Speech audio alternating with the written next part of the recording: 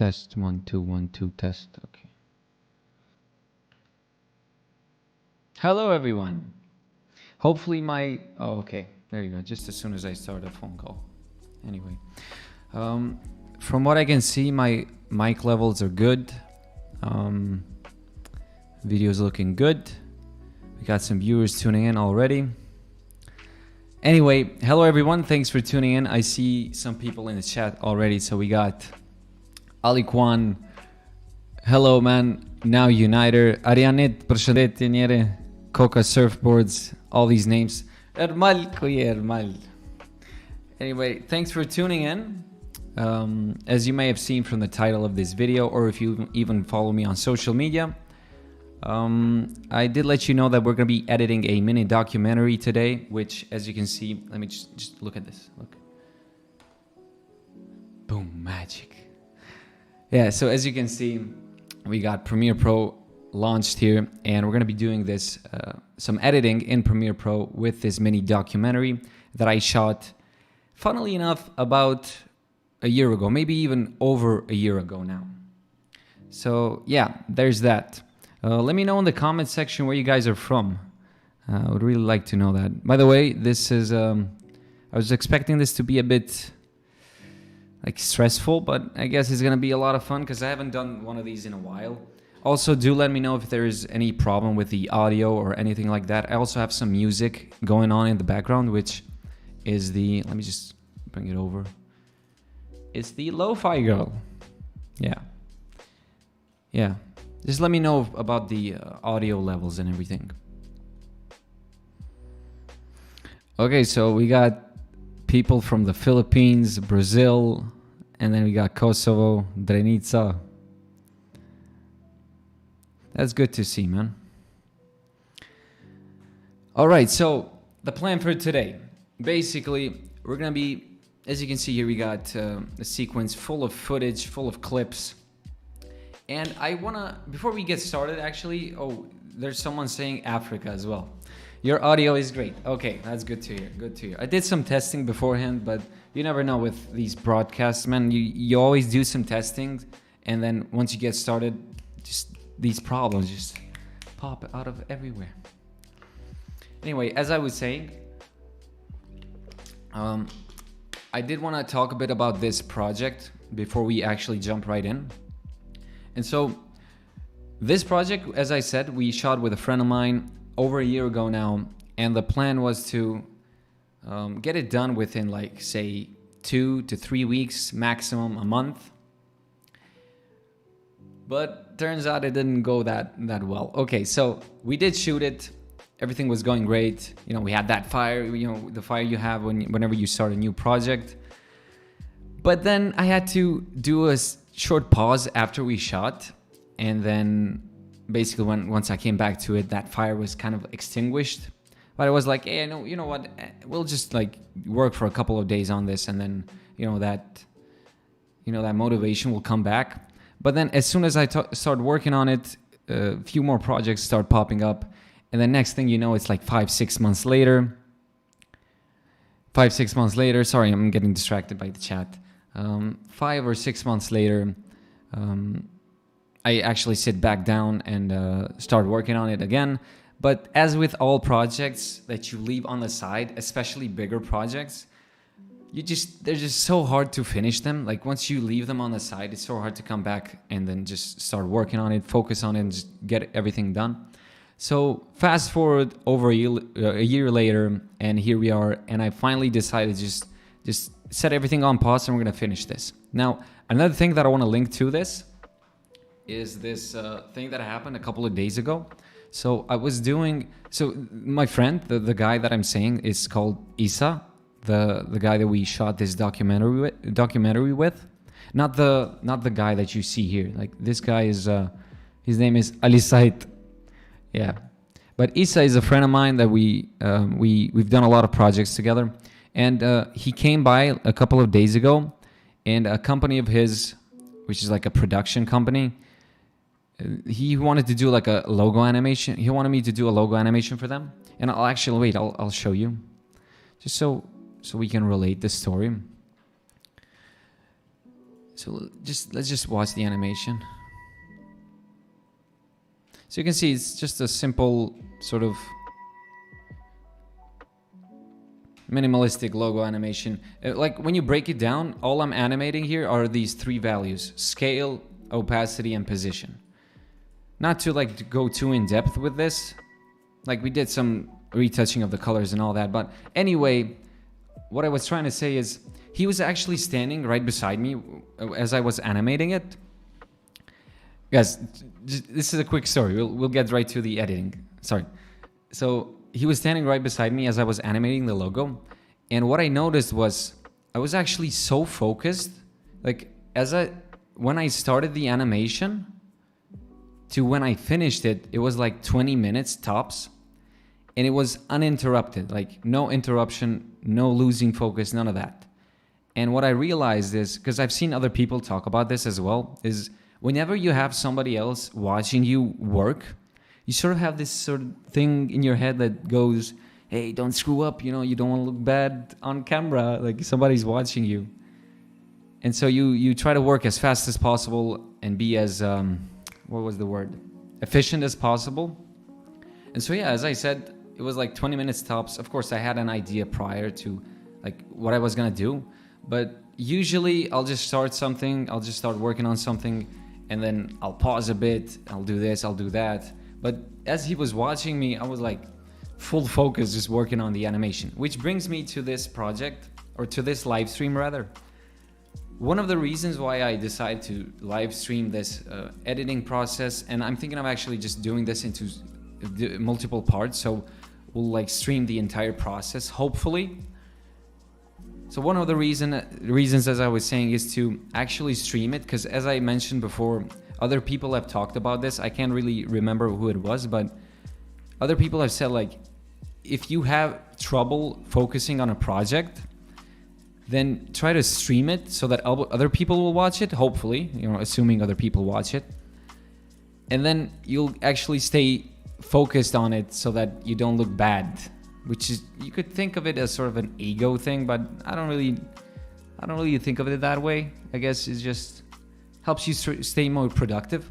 But anyway, point of the story is, man, I don't know, man. What is the point of the story? Just stay focused. Finish projects that you start. Don't get distracted by the next shiny thing. Like as soon as you start a project, and just get to finishing it before you start another one. Anyway, back to the actual Premiere Pro editing stuff. So I'll just take you through the timeline real quick here. You can already tell that I've done, actually, this isn't my work here. Like you can tell that we've sort of chopped up some of the clips. Well, most of the clips, like these are all of the B-roll clips. And Isa actually did this work for me. So he already went in and just took out the completely trash clips that I'm not going to need at all. And then also did some color coding and regrouping and organizing of these clips just to make it a bit easier for me. And up here you can see it says B-roll sequence, which we already are in right now. And then we have the A-roll sequence. And in the A-roll sequence, we have the interview.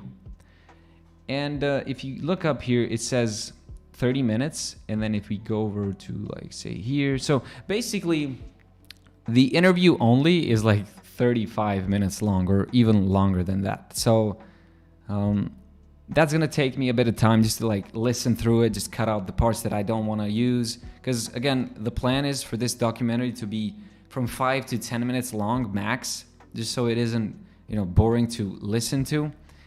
And but yeah, you don't have to worry about this for now, though, because today we're only going to be focusing on the B-roll side of things, and hopefully we'll get to sort all of these clips today.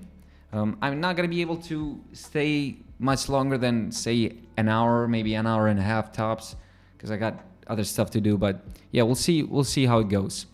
The plan is basically to just edit through these clips, and then talk about the process of shooting, talk about certain details that, you know, certain tips and tricks, either for related to shooting or filmmaking in general, or just Premiere Pro, you know, the technical side of the software.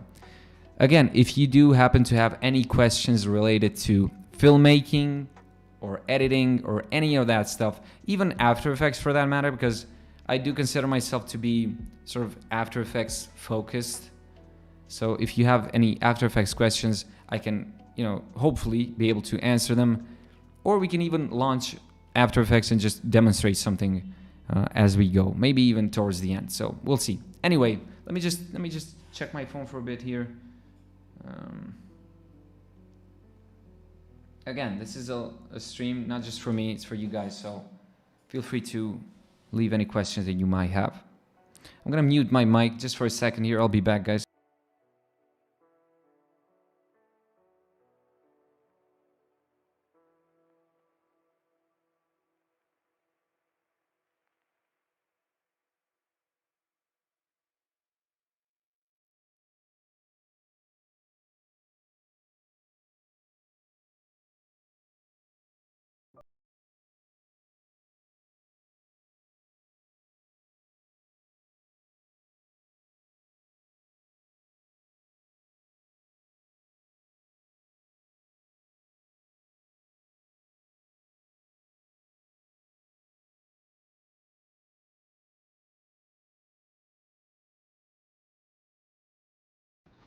Okay, I'm back. I just realized that throughout all that time that I was speaking, I was actually on this scene. So not this scene right now that we're in, but we were on this scene. And I should have been at least on this scene. Because when I'm talking, you should see me, right? But anyway, we'll go back to the scene which has the main monitor and me at the top left corner, bottom left corner there, sorry. Anyway, with all that said, I'm actually gonna go ahead and just lower the volume of this music because it's a bit distracting. All right. Finally. Okay, so you might actually, as I'm editing this, you might notice something weird because I'm not gonna be using my mouse and my keyboard. I'm actually using a Wacom tablet. And this is the pen of the Wacom tablet. And also, instead of my keyboard, I'm gonna be using this piece of gear called Tourbox. And I'll show you the box real quick. So this is, oops, see again, I'm not on the camera. Okay, here we are. So let's see. So this is the box of the Tourbox. Anyway, more on that a bit later. We'll just start doing some editing for now because this has gone a bit way off track. Okay, so we're here on our timeline. We'll scrub through here to the beginning and we'll start going through the footage.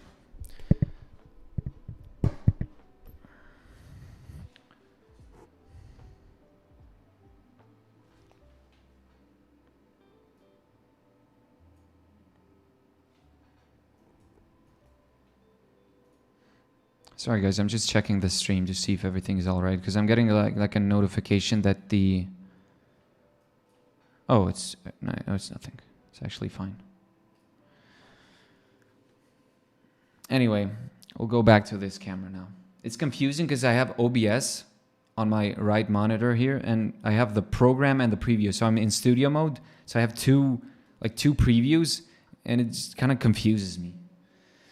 Anyway, back to the Premiere Pro. We'll just start editing, man. Oop, I'll just mute the audio there. Now, just to talk a bit about the structure of the documentary, the way we shot this is we actually got some footage before he goes into the shop. And I think I should actually paraphrase this. This is a man who does like a tailor. He's a tailor, if that's the right word. Like he sews clothes and all that stuff. And so the documentary is about his career, his work, and the history, how he got to the point that he is now. That's what he talks about in the interview. Then we got B-roll to accompany all that talking so that, it doesn't get too boring with all the talking. Instead, we show footage of him working and doing all that stuff. So that's basically the idea behind the structure of the documentary. But as I was saying, the way we shot this was, you can see if I zoom out here, up until let's see, up until this point where he actually just stands up and starts walking to his shop. Like you can see, his shop is right across the street. And this is actually a place of my friends. You know, you go to have drinks and stuff. And so what we did, because I'm just, sorry guys, I'm just jumping from topic to topic. What we did was have sort of like an intro, which I'm not even sure we're going to use this yet, but we'll see. Like maybe we can start the documentary of him just chilling here.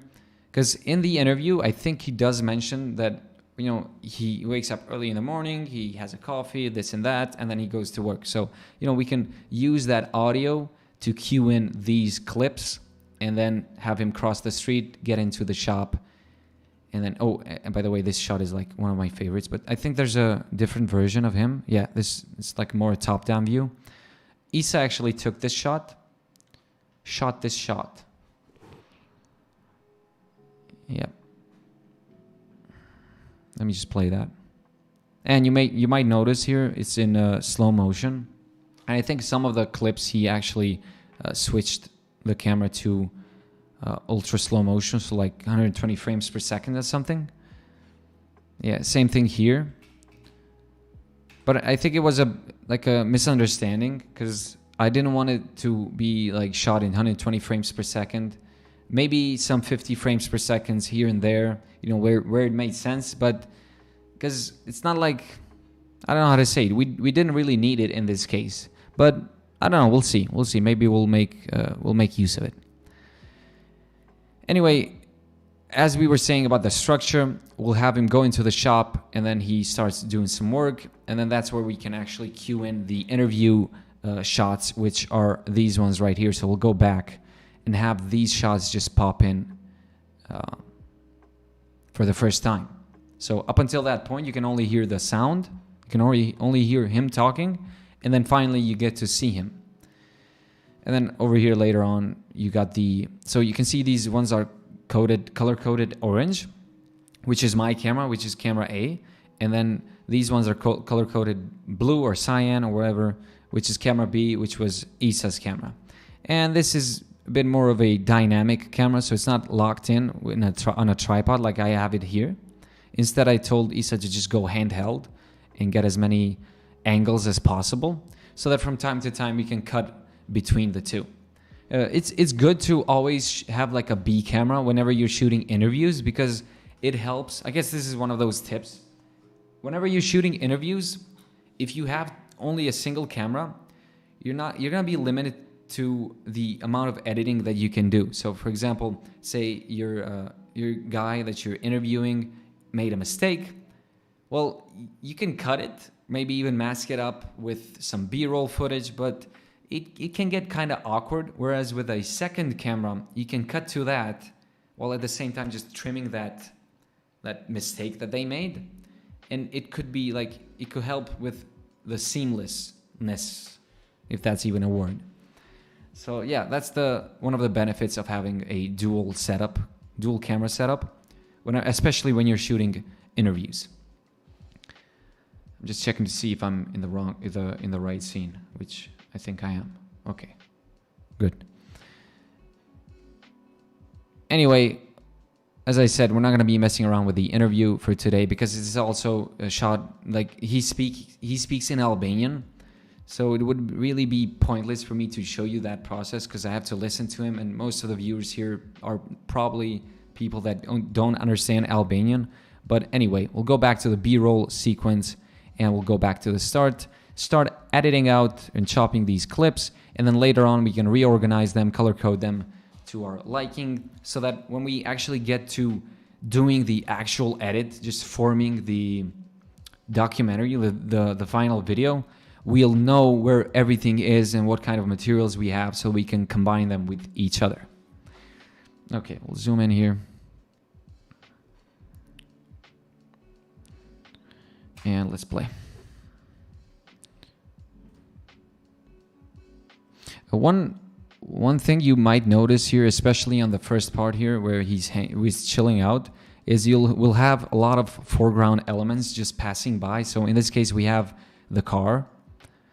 And then we have some people later on here. So I want to cut from there, maybe delete that part, maybe go over here and let's cut there and delete. And then we can move forward. There's another car. You see, you get my point. Now, of course, this shot and this shot and this shot are basically the same shot with just different kinds of movements.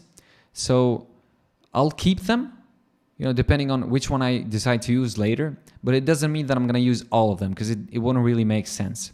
But anyway, we'll leave them here just so we have them as an option for later on. We'll cut here, delete, and then you have sort of a zoomed in shot. By the way, this is a good moment to talk about the lenses that we used. Oops.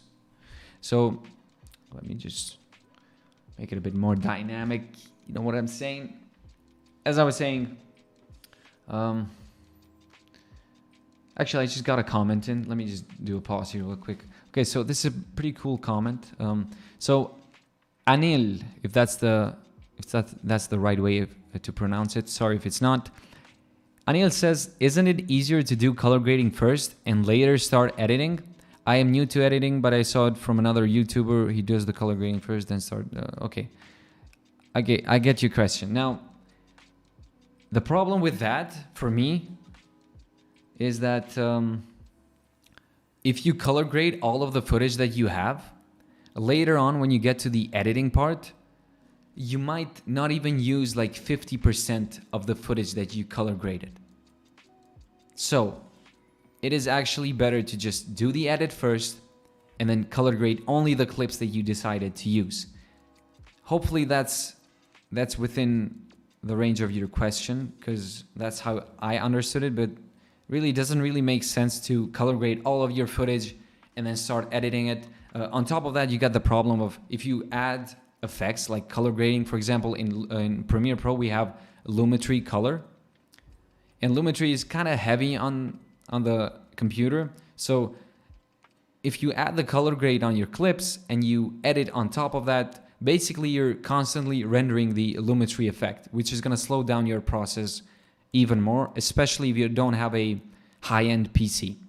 So yeah, definitely do the editing first and then in the end do the color grade. For me, color grading is actually one of the last steps that I do before finishing off the video.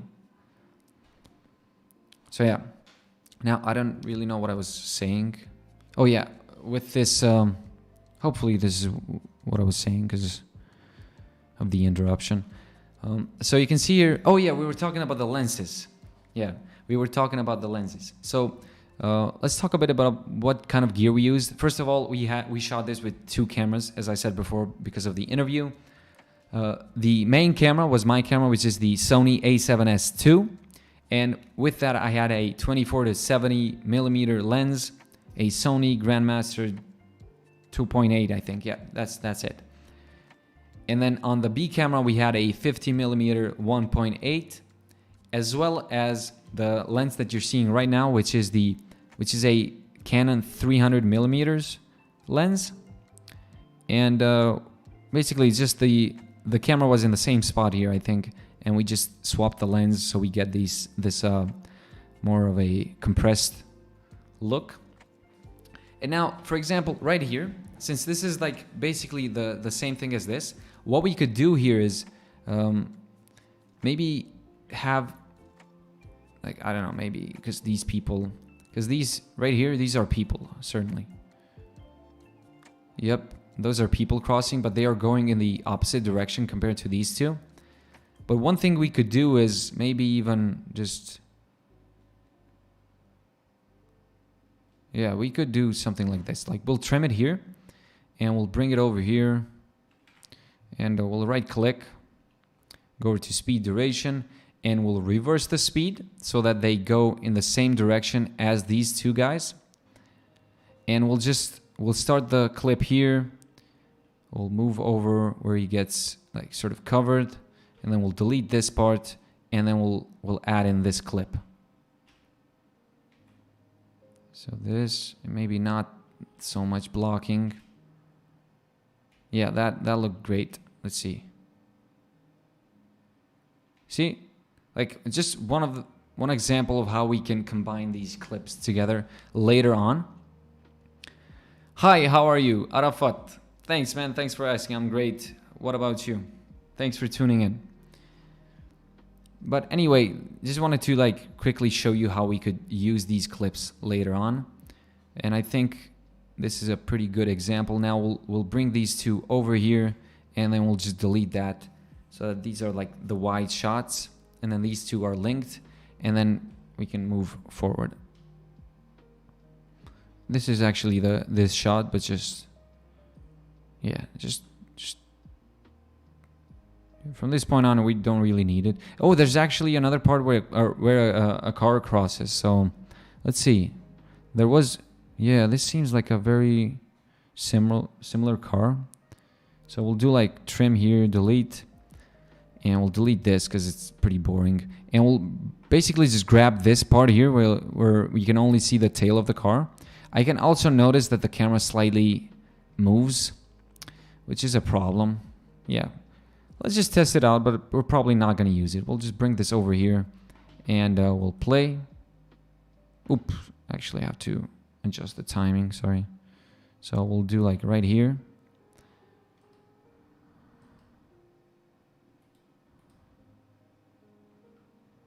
So we'll slide this over and play. You can see how that, even though it's not the same car and it's not the same moment, it kind of feels like the same shot. It's just shot with two different cameras. But in this case, I prefer this one compared to this one. But we'll see. We'll just leave them here, just delete this, and move over to this next shot. This one is even closer. Like, we're still on the 300mm lens, but we're actually just even closer with the camera itself. So you can see this moment is very good here where he turns his face. Like, we could use this moment as sort of a reveal for our character. So we'll delete that and just play. Yep. Delete. Yeah, this clip is very good because we got sort of this movement. And you can tell, like, because Isa, as I told you, edited most of these and organized them. The green color is the B camera. The orange color is the A camera.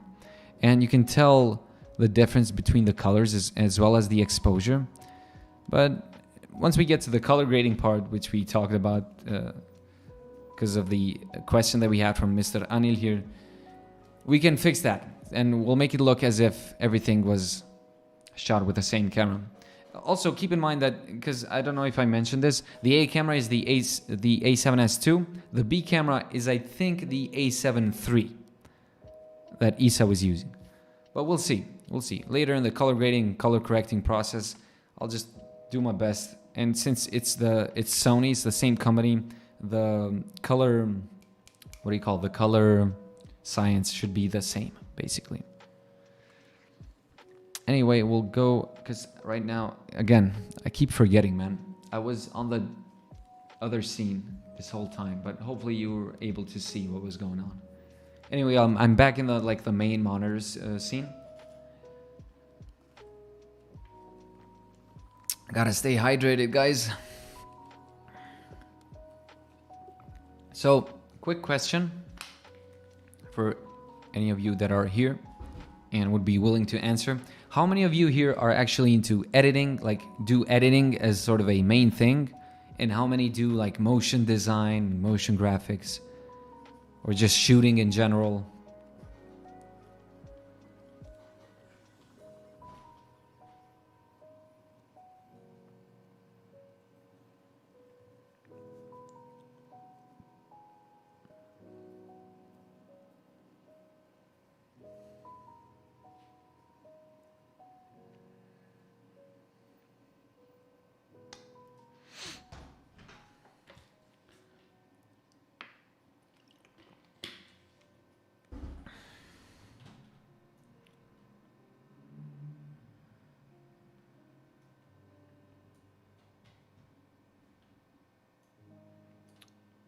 I'm just now starting to get some answers because I'm not really sure about the sort of delay that we have between us. Because in the YouTube settings when before I start streaming. I set the stream latency to ultra low, which from my experience, from my understanding, is actually just like a 5 to 10 seconds delay. But we'll see. Anyway, we got Husk Soup saying, I'm here for motion design and some kind of other thing. Oh, actually, that was the other guy. Yeah, Husk Soup is just saying, I just want to learn it for fun. Randy saying, I'm here for motion design and some kind of other thing. Arafat as well, motion design. X Dave says, I'm trying to get into editing, but always work with video game footage and know nothing about filming, so it's pretty tricky as everyone seems to want a videographer that can film. And also SB says definitely editing. Editing is where you build the story. Yep, definitely, man. Okay, I'm just interested in knowing because recently, like the most recent videos that I have put out have been motion design oriented, and I've seen, like, just to mention this, I've seen a lot of people just have come to me and just send me direct messages and comments and all that, just showing the appreciation for the value that they found in those tutorials and videos that I have put out, which I really appreciate, and I'm really glad that a lot of people have found a lot of value in them. So yeah, I'm just trying to know if most of the people that watch these videos are oriented towards motion design or just editing and filmmaking, because there's a difference there.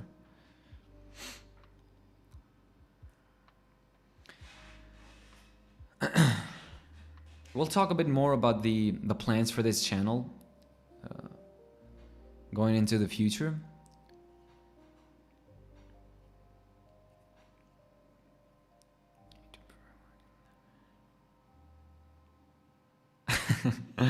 Control home and control alt home. Yeah, those are like my go-tos whenever I put a new layer in a comp. It's sort of like a habit. It's become a habit at this point. I'll just do, like, even if I don't need to center it, I'll just do control home, control alt home, or vice versa. Yeah, control alt home is to center the anchor point, and then control home, you center the layer to the composition. I'm actually thinking of just doing like a t-shirt, and I'll just put here control alt home and control home. I'm doing some editing, but as I said, I'm new. I watch your After Effects videos, loved it, and want to learn motion design as well. Yeah, that's great, man. Thank you. I'm glad you can actually learn something from them. Anyway, back to the editing, where we left off. Also, one of the reasons that I asked is because this live stream might not really be the most fun to watch, you know, considering the fact that most of you might be into motion design and this and that, and also editing compared to animating a logo, for example, which takes, you know, not as much time as editing, for example, could be a lot more fun to watch because it gets done in a shorter amount of time. You know, you got different kinds of unique tips and tricks, whereas editing, especially since we are in this phase, it's pretty much, this is like my most hated phase when it comes to editing. Like, it's so boring for me to just sort through the materials that we have. But once we have all of that set up, then we get to the actual editing part, like laying down the structure of it. That's where it becomes fun. As I said in the beginning, we'll try to like live stream this whole process, but we'll see how it goes. And in the meantime, do stay tuned with other kinds of streams like logo animations, like Shakur says. Man, please make logo animation. Man, listen, the logo animations series, because I have like 3 episodes out up until now, is going to continue, but I don't want to just do like logo animations episode 4. Here are 2 logos and we're going to animate them. These are very simple logos. We've covered these techniques, but I'll just like use this hype just so I can put out more videos. I don't want to do that. Instead, I want to make every episode count. Like, if we're going to make an episode 4, I'm going to make sure that all the animation, all the work that we put into it is not something that we've done already, especially in the logo animation series. Also, when it comes to logos, because I keep swaying from the thing that we're doing here. Sorry, but when it comes to logo animations, I ask people to suggest me like what kind of logo would you like to see animated, and they send me these sort of logos, and I look at them and I just don't see any elements that could make it very interesting to animate, because you know most of the logos don't really allow you to be flexible and do whatever kind of animation that you might want to do. Of course, you can go crazy with any sort of logo, but if the logo itself doesn't necessarily need a specific kind of animation, that then you're doing a disservice to the logo animation, basically. Like an example, just to give you an example, you can't take like a logo or a company that does like, I don't know, sell water bottles, and the logo is like this sort of watery, drippy sort of logo design. You can't make that and give it like a fiery animation, if you get my point. So yeah, that's also one of the reasons why I do tend to like filter a bunch of logos. And up until now, if you notice, because I do like try to be as precise as possible with these things, up until now we've animated like, I don't know, over 10 logos with the logo animation series, and none of them actually cover the same techniques. So yeah, which is a good thing. Hopefully we can continue that in the future. Anyway, now back to the editing. So as we were sorting through these clips, this one is actually not so good. We got some hand shaking here, so I'll just delete that right away. This one is pretty cool because if we play this, it's got this very cool camera movement. These two are pretty much the same. It's just close up. This is an even closer shot. I'm a sucker for these kinds of shot, like negative space, composition is a bit off balance, even though it doesn't feel like it in this situation. But we'll leave these two. We'll also just have those right there. And right away, since these are sort of like the same thing, we'll group them together right here. And also this one is even wider, so we'll bring this over here. And we'll see. You can see this one and these two.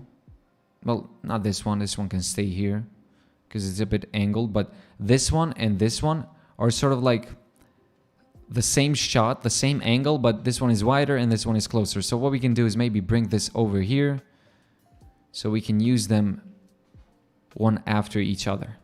One after another, sorry. Yeah, you can see it cuts pretty well, if you ask me. Like, you can just, we can follow the eyes. So we'll go frame by frame. See, as soon as he turns his head, and before we have this sort of bite come in, and you can see also his reaction starts swaying as well, we'll cut right there. So we'll make a cut, and then we'll delete this, and we'll delete that. So you can see as soon as he, as soon as he turns his head, we just cut to this shot.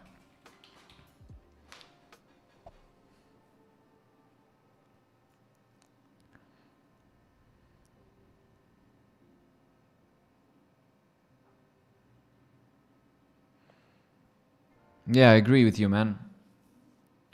Huxscope, if that is your name. But yeah, most of the stuff that we do is just not as fun. Like the process, the entire process, up until like 80 to 90% of the entire process. Like the last 10% is a lot more fun. And also the finished product. Like people always just see the finished product, whereas the entire process that took to get to that point could be like very boring, but people don't see that. SB says, did you shoot the documentary? Yeah, me and a friend of mine called Isa, we shot this documentary last year, like over a year ago now. And just now I'm starting to edit it and just want to get done with it as quick as possible. By the way, once this is finished, you can watch it on a YouTube channel called Television Spectri, which is a local TV station here in my town, which me and my family actually own. And together with that, we're going to pair a sort of behind the scenes making of sort of breakdown video, which you're going to be able to see on this channel, which is going to come out after, or basically at the same time as the actual documentary. And it's not just gonna be like a BTS, like, oh, we use this lens, we use this, we did that. It's actually gonna be sort of focused towards a certain topic, which is gonna be procrastination and just taking your projects, finishing them. Like whatever you start, just try to finish as soon as possible before you hop onto the next one. So yeah, I think that'll be like a pretty valuable video for most people to watch. Okay, so as I was saying here, it's a very cool combination of shots. We'll cut there, we'll delete that. Again, we'll just leave like the main part, and then depending on how the structure goes later on, we can maybe trim it even more or just extend it or do whatever we need. But anyway, we'll leave all of these here. But as for now, I think these two out of all of these shots look the best. Moving on, we have some more details of the hand, the coffee. Like for example, when we look at the shots themselves right now, just out of context, it just feels so weird to have a coffee right here. He's drinking a coffee. What is he doing? Who is this guy? Like it really doesn't make sense. But as soon as we have, because I'm not sure, again, it's been a long time, so I'm not really sure what he talks about in the interview. But as I was saying, if he doesn't mention the fact that he wakes up early in the morning and has a cup of coffee before going to work, then these really are just what's the word? Like, these don't need to be in the final edit, so we'll just delete them. But for now, we'll leave them, because again, I don't know what we're gonna use. But the more material you have, the better. Again, I also, as I mentioned before, because Isa did like the first cut, the first trimming of all these shots, I told him to leave as much footage as possible so that I don't miss out on anything. Another thing I would suggest you guys, whoever does editing, if you have the luxury of having a sort of secondary or like a second editor to bring on a certain project, like maybe not all projects, but maybe some bigger projects, it's a good idea to have them come in right at the start just to like do some heavy lifting for you, just so you don't have to do all of this boring stuff, and then they can pass it on to you and then you can take it from there. But of course, it's understandable, not everybody has that luxury, but whenever you can and whenever the project actually makes sense for you to do so, then it's good to do that. Okay, so let's see, we got some hand shots. And then again, this hand shot compared to this, because we have a hand here and then it pans to the coffee, let's just drops down. We'll just delete that right away. So he grabs the coffee. We can cut. Maybe this. Oops. Yeah, we can leave. I think this is the same shot, but we'll leave them there. Oh my god. I actually poured the entire thing. Oops. The audio is over there.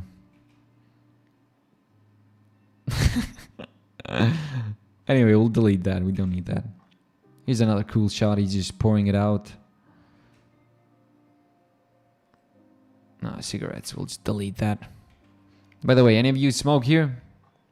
I'm very anti-smoking,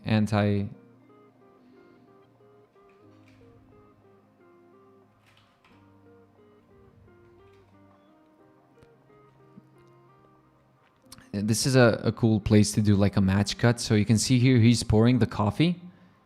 And then at a certain point you cut and you go to this shot. And this makes for a very cool match cut. A match cut is basically... a match cut is basically... Yeah, he just added like 2 kilos of sugar. A match cut is basically this shot and this shot matching together visually, but not necessarily being in the same location or the same thing or the same object. Just visually matching whenever you cut them. Like an example, I think what is considered the best match cut of all time is this shot in 2001, A Space Odyssey match cut. I think that is the one. Yeah, we'll just this is the video. So we'll see. Like here's an example of a match cut. So if you guys haven't seen this movie, it's a very trippy movie, 2001, A Space Odyssey. It's not from 2001, it's actually from 1968.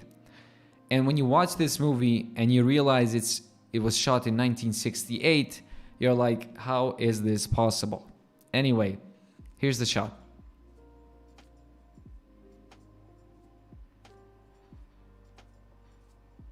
There you go. That's a match cut. Although I would like for them to have cut a bit earlier, because now I'm being picky now. Because if I go frame by frame here, wouldn't it be better to just cut at this point so that the angle or the alignment, the angle aligns better with the ship here on the next shot? I'm just being picky. Anyway, this is an example of a match cut. Definitely go watch that movie, man. Very trippy one. Okay. So he just keeps pouring sugar, man. He's just pouring sugar. Oh, I guess this is the coffee and then he's pouring the sugar. More cigarettes. Okay, see, another example. Oops. What did I just do? Another example of a match cut.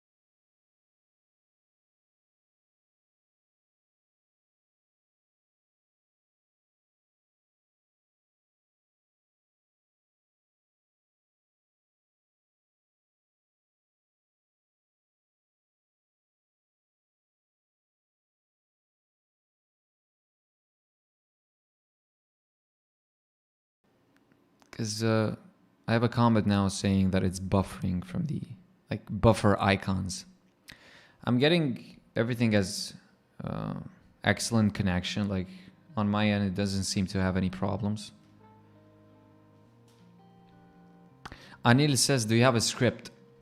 What do you mean a script? Like a script for what?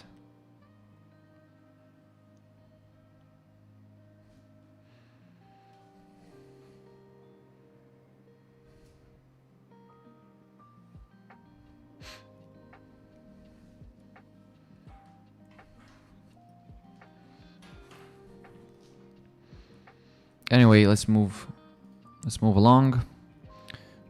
Isn't this the same shot? What happened here? Let's see, let's zoom in. This is number 74 clip.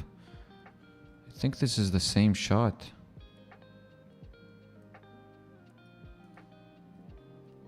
Yep. Anyway, let's delete those. He's just holding the cup. Focus shift. Yeah, this.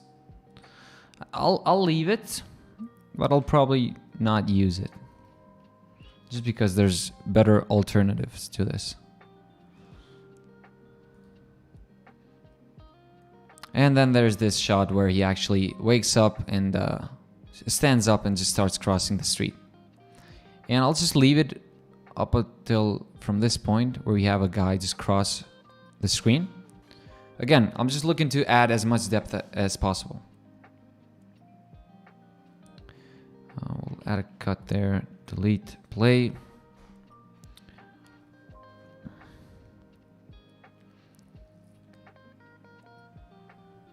Or we could even just cut it from here. We'll make another cut here because I think I'll probably use it from this point. And then, like in the middle of the street here, we could actually cut. And then remember when I told you about that shot that I really like, which is not this one, but this one. We'll delete this one right away. Yeah, we can cut from this to this. Let's see. This is from camera B, actually.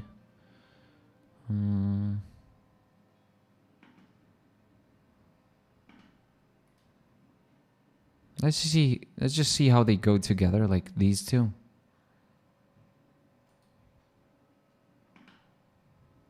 Oops.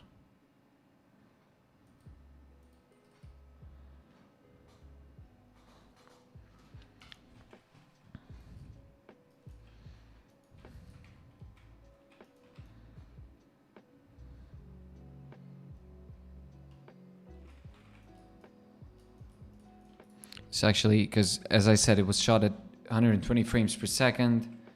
So we'll just do like 400%, and that should be back to normal speed. Yep. So we can cut from there, and we could even just follow, like, here's another trick here. Like another thing to keep in mind whenever you're editing shots that involve people. In this case, where should we make the cut? Well, we can follow his legs. And you can see here, as soon as he touches on the ground with the right leg, we cut to this next shot where he touches the ground with the right leg. So we'll cut there, delete that, and you'll find that it flows a lot better. Now, another thing is you can actually sort of, I don't know if this even has a name, but I think I saw a video once of Jackie Chan, funnily enough, where he talks about editing, especially editing action films or action scenes. Whenever you're editing something that is in movement, when you cut to the next shot, try to like cut a bit, like a couple more frames before we actually hit. So in this example, right here is where he hits the ground with the right leg, right? He steps on this frame. Well, on the next frame, we don't want to be exactly on that same spot. Instead, we can go back a couple more frames, trim it there, so that when they cut together, it doesn't just feel so jagged. Like you can actually feel him take the step, if that makes sense. So if we preview this, let's see, let's just make it right here. I think it's like, wait. I don't know what the shortcut was to just keep looping or like keep playing this a certain area. Let me just Google that real quick. Premiere Pro in and out points loop play.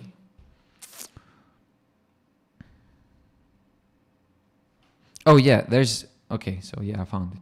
So the loop icon, which one is the loop icon? Loop playback, there you go. So we turn this on, and when we play, it just keeps looping that sequence, or like that in and out. So you guys, you learn something new every day. So if you just focus on his steps, actually we can even just trim it right here before he just really steps on it. Just to make it more fluid.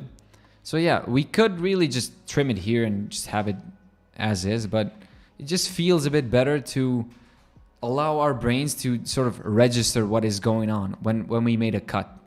This is not like an extreme example, but for example, as I said, I watched a video of Jackie Chan explaining this in the best way possible.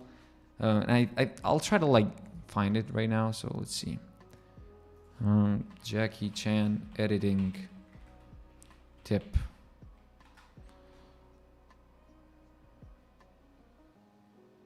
Overlap your edits. We'll see. This might take time to find it. Okay, so the question that Anil had, I mean, you said that these shots are good.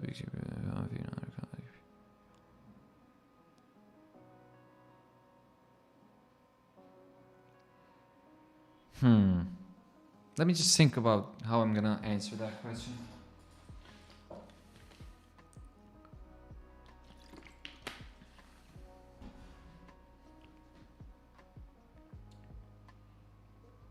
In this case, yeah, I am the director of this documentary, but in this case, for example, seeing as all documentaries are like compared to films, you can't really plan them out like shot by shot, like because it's not a film, it's a documentary. It's supposed to be natural as well. Like you capture these sort of moments that happened out of nowhere, and then in the edit you try to make everything come together like it makes sense. So when it comes to this documentary, I did have in my mind, like we did write down that we're gonna shoot a scene where he's like chilling, having a coffee and this and that, but it's not set in stone per se. So in the edit, we could trim it out. As I said before, I'm not really sure if I can remember if he did actually mention the fact that he does, just chill in the morning, have a cup of coffee, and then go to work. So if he doesn't have that in the interview, I'm just gonna trim out the coffee scene. Even though I have it, even though we shot it, it's good to have it. But in the end, it really depends on if you can make good use of it, or if it even needs to be in the final edit. Can we use fade transition between these two scenes? Fade transitions, like for example in this shot, definitely no. But fade transitions, sort of, I guess you could use them, because I've seen films where you go from like one scene to the other using a fade transition, and it could portray sort of like an emotional moment when you use fade. Like hopefully you mean crossfade. So like these two clips, they crossfade, or like cross dissolve, you would call them. So if you go over here to dissolve, cross dissolve, and you put that in the middle, you can see how, maybe even just shorten that. Yeah, so you can fade between them. It really doesn't make sense in this case, but say for example, you have a scene where your characters are in a certain spot and then something happens, and now you try to, showcase the passage of time. Well, in that case, just crossfading some sort of sky shot, sunset shot could make sense. But as far as this shot in particular goes, definitely not. Let me just switch to the other scene. Okay, we're good. I'm back to mouse and keyboard, by the way, just so, because I find it a lot faster to work with mouse and keyboard because I'm really used to it. But I do want to mention the fact that this Torbox thing that I mentioned before, this was sent to me, and I have a tutorial planned out very soon that's going to make good use of this piece of gear. Of course, in order to follow that tutorial, you're not going to need to have this piece of gear, but it is very good, especially for editing. So yeah, I haven't really tried it yet in After Effects, but it is very good for editing. But in this case, since we're streaming and I want to be sort of like pretty fast with it, I'm gonna stick to my mouse and keyboard. But when I'm working alone, like I'm not streaming or anything, I don't have to rush things, I'll usually use my tablet instead of the mouse, and this piece of gear instead of keyboard. It also helps with carpal tunnel. So yeah.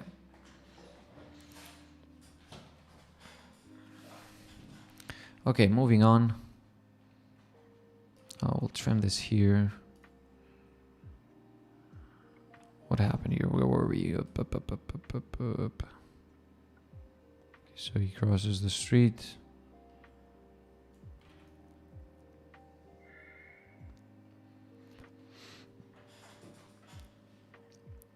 We'll leave this part where he actually opens the door and just goes in. And we'll also leave this sort of secondary angle B camera, just so we have it for later use. And we'll detach it from the rest of this group, just so we know that these shots are of him transitioning from the coffee to the actual workplace. Okay. Moving on, now we got more close-up shots of him going into the shop. And these are basically the same thing. It's just from different angles. So we can take it up until this point. We can take these, split them apart. And then these are shots from this point on of him just inside of the shop. And we can just hit A, by the way, to bring up this tool, which is the track select forward tool. And what happens is if we have this tool selected and we click on a certain clip, it selects that clip and everything behind that. Then if we just click Shift A, or we can just click and hold here, we can select the other thing. So it goes on the other direction. So if you click here, it selects that clip and everything before that.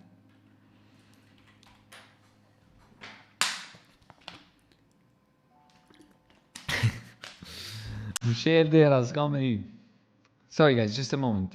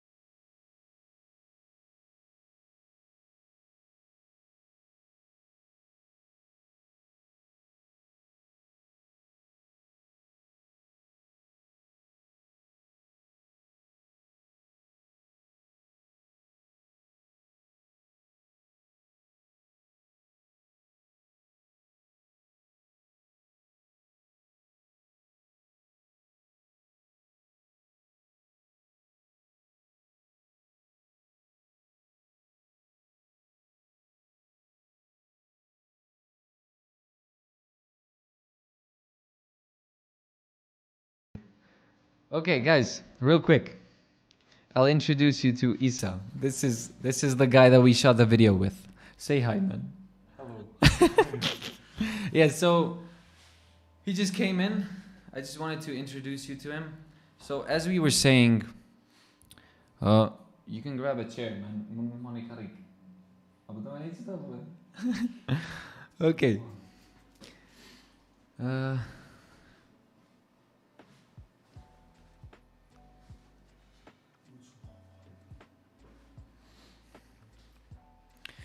Do you advise using transitions within the documentary? Again, if it makes sense for you to use transitions, then definitely do so. But if it doesn't make sense for you to use transitions, then don't.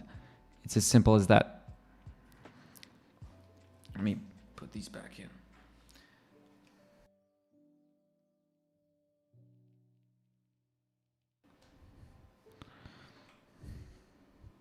Oh, I almost forgot to go back to the scene. Yeah, me and Isa will basically be starting to make videos on the channel a bit more frequently now. He'll be helping me out. And hopefully we can be a bit more consistent with the channel because, you know, we like doing this kind of stuff, but we want to start getting more focused towards it. So yeah, do expect a lot more tutorials, videos, live streams in the near future. But we are currently renovating, like we're setting up office so we can work a bit more freely and more comfortably in the future. But until then, yeah, we'll have some stuff here and there. But once everything is set up, we can just move forward with it. Let me just drink some water and we'll continue.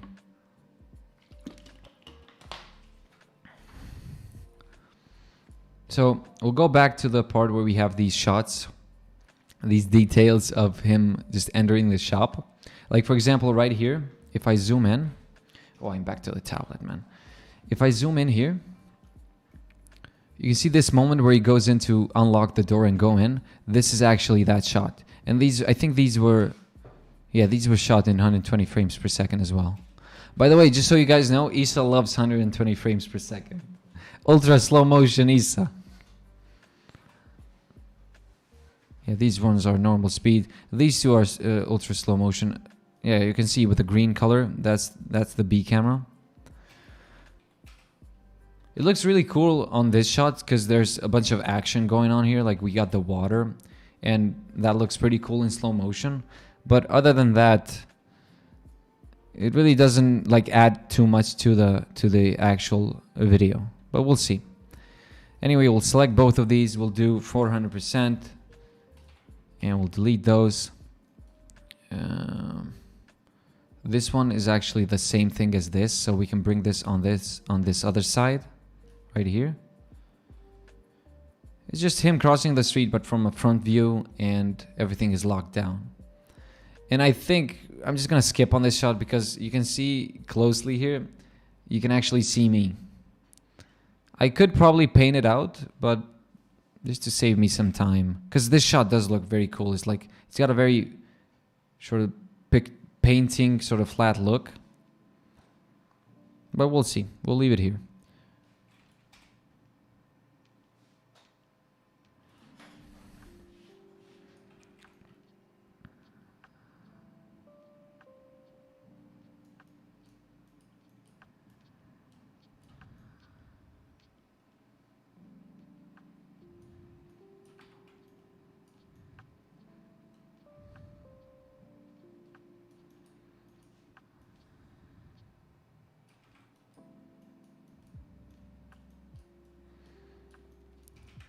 You might notice the way I'm organizing these.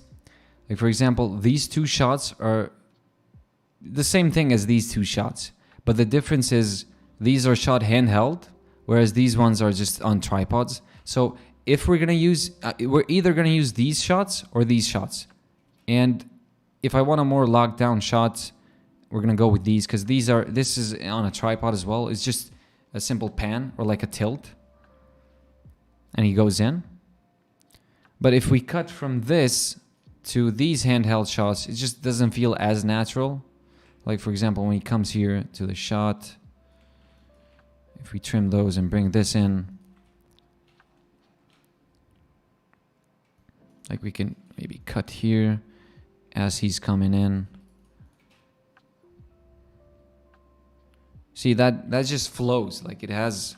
And then we can also, at the same time, as he's unlocking the door, we can cut that and jump to this right here. So we can see how that looks. Oop, maybe from this point.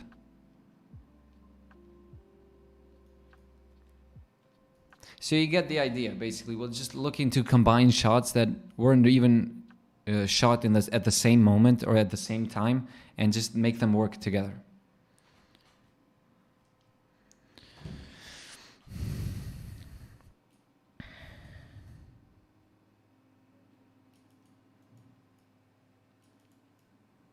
I guess scratch what I said, because I did combine this with these two.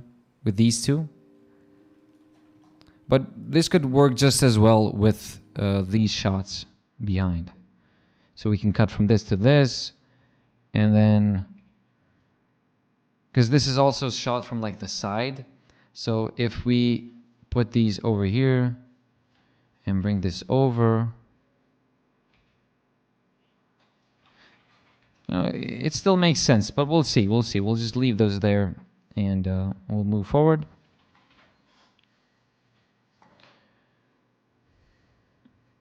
X-Dave is saying, how many years have you been working with this sort of stuff? How many years of After Effects experience? I think I started back in 2009, just like doing basic After Effects stuff.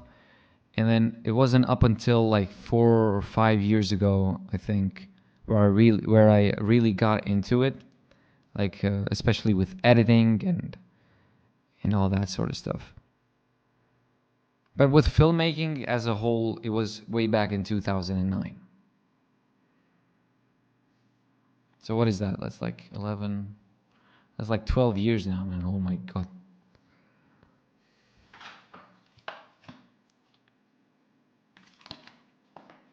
Okay, so what are we like? We're 3 minutes in, and we have so much more footage to go through. Oh my god.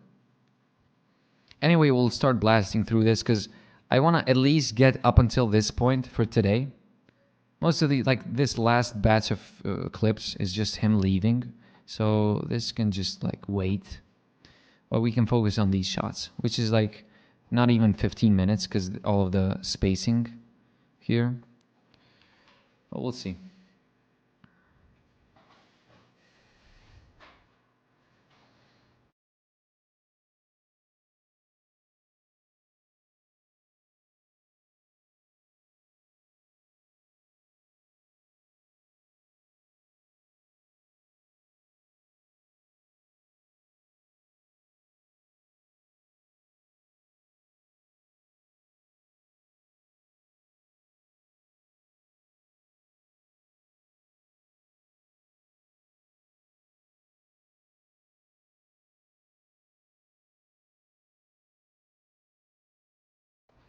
Sorry guys, I'll just mute you just for a second.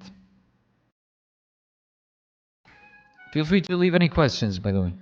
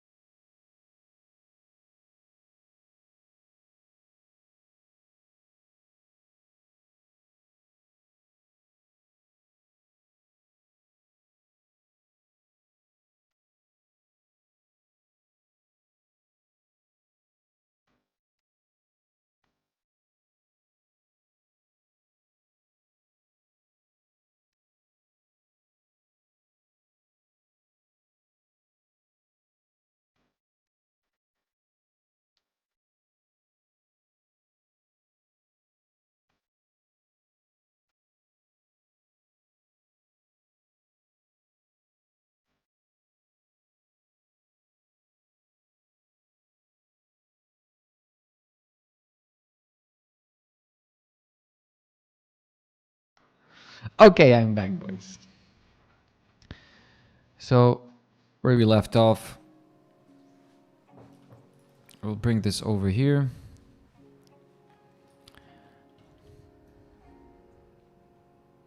You see, because I'm streaming and recording at the same time, even though I'm using proxies, like this is the button for proxies.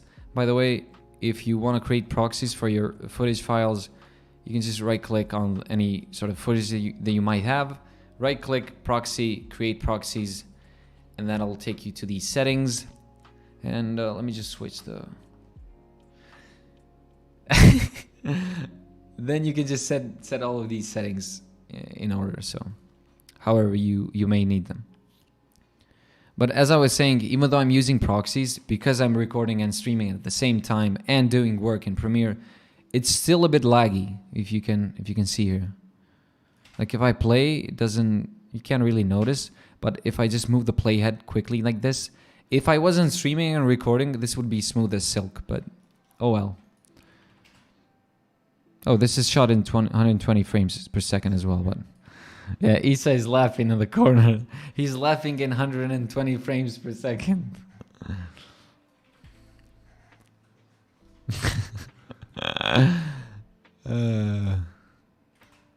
Okay, these are all 120. Yeah, for example, these shots. So like these shots look really cool in ultra slow motion, just because of the amount of movement that is involved. Like for example, you got this piece of machinery here doing all this and that, like up and down. So it really makes sense to have slow motion in that case. Like for example, this clip here, we could just delete right away because it's just not going to be usable at all. Same thing goes here. Those can be put together. All of these shots beforehand, we can just select them. Yeah, we can select all of these and just go right click, speed duration. We'll do 400%. Because again, 120 frames per second. We're editing in 25 frames per second. So that's, yeah, that's 5 times. Or like, wait. So vi bjeve? A duhet 400% vi bjaja? Oh. Se 120 frame, ah? 100 frame. 100. Yeah, actually, my bad, guys. It's 100 frames per second. It's not 120. It's 100 frames per second. We're editing in a sequence with 25 frames per second, so that's 4 times as much. So 400%. Real quick here, I just remembered a shortcut that I use. Actually, it's not preset with Premiere Pro, but I set it myself. So if you go over to, if you select all of these clips and you want to, bunch them up all together without having to individually like delete these spaces, you can select all of these and go over to sequence, and there's an option here called close gap. But as you can see here, there's a shortcut. Normally you wouldn't have this, but I did set it under the preferences and keyboard shortcuts. So either hit close gap or select all of these, and in my case it's Control Alt Shift Q, and that just deletes all of the spaces and just brings them together.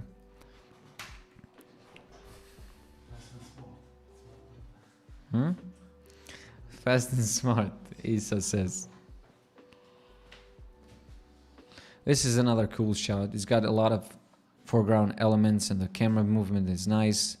You got reflections in the foreground here. You can also tell, yeah, you can see the car passing. Like visually is very interesting to look at. So this is definitely a shot that I will be using. Probably, most probably. Another great shot. This is basically just a frame within a frame. So you got this frame. You can't see me. I'm pointing at the screen. So you got this frame of the camera. And then there's a frame within that frame, which is the mirror. And there's a shot later on where he's facing the mirror. And you can see here, the mirror is kind of like warped and bending. So you can see if you focus right here. And in that later shot where he's looking directly into the mirror, his face kind of like bends and gets all messy and stuff. It's pretty funny. Okay, so it's another cool shot. These green colored clips, by the way, are all Isa, so can you see? Yeah, I'm just telling him bravo.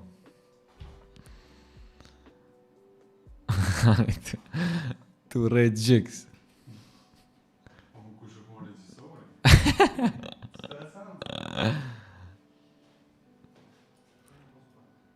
Right.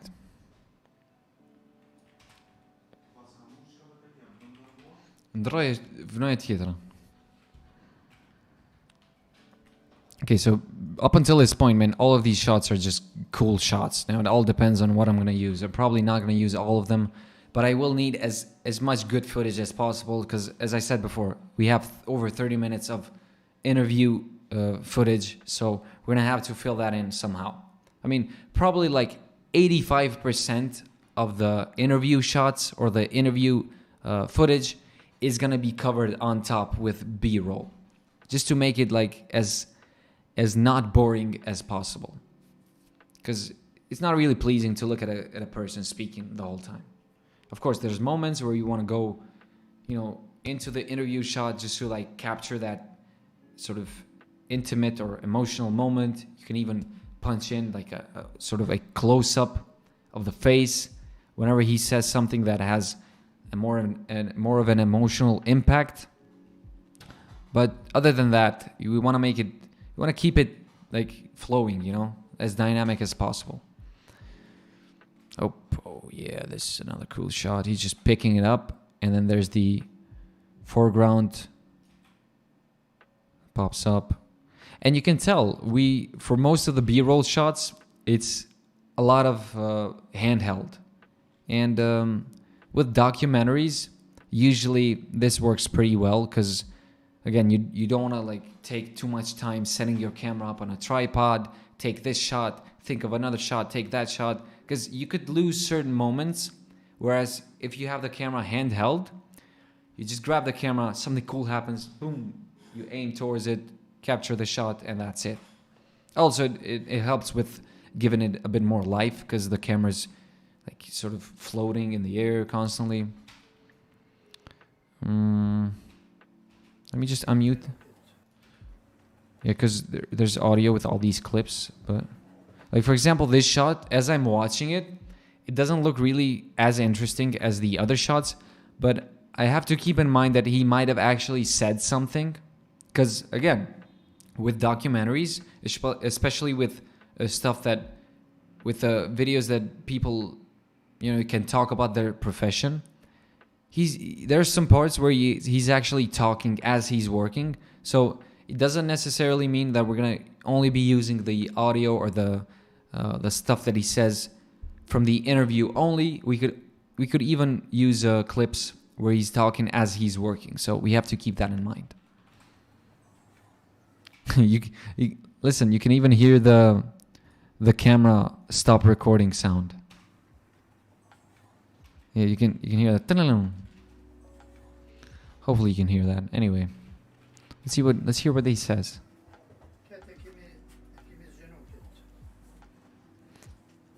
Yeah, he's saying he's widened up a piece of cloth or something. But anyway, we'll delete that. Yeah, I'll just mute the sound for now. It's another cool shot.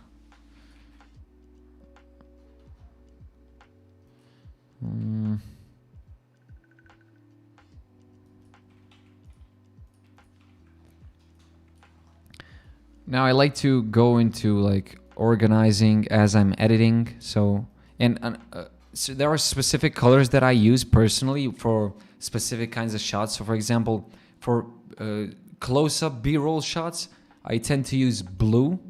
So I'll make all of these blue because these are very close-up, very detailed shots. These ones too, this one, this one, this one. So right now we're also starting to color code them based on how I like to organize stuff, and not just color code them based on the fact that either it was camera A or camera B. So at this point, all of these shots are camera A or camera B. Doesn't matter. And then you can tell here these upcoming shots, because these are from my camera, because it's orange right now. They are a bit more wide, so I can categorize them in a sort of a different group. We have all these angles. Like for example, this one right here is also you could consider this a detail shot. This one could jump over to this place where he grabs that. So you get the idea. Like I want to find shots that are similar to each other and have them put into sort of like the same place, so that when editing, I know pretty much like these sort of shots are in this place, those sort of shots are on that place, and I sort of create a map on my head as like where in the timeline all of these clips reside, so that when I'm making the actual edit, I can quickly find anything that I want. And also this is with the heart. Yeah, we can bring this one here, because it's pretty much the same thing, except this one is wider and this one is more of a close-up.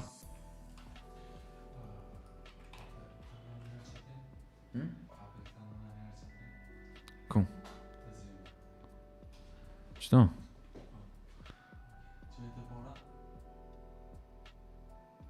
Ty çeki shot?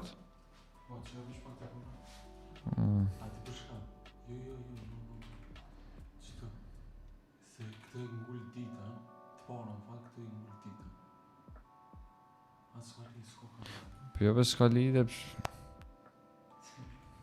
S'ka lidhje veç jem të i grupua dis.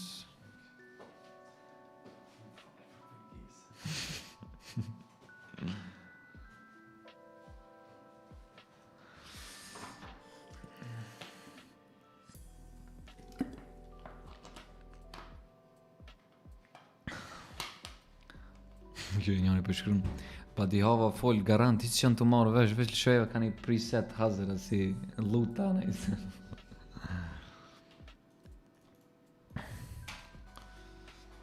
Kjo u gjithë ketë, një më nësë paska shumë.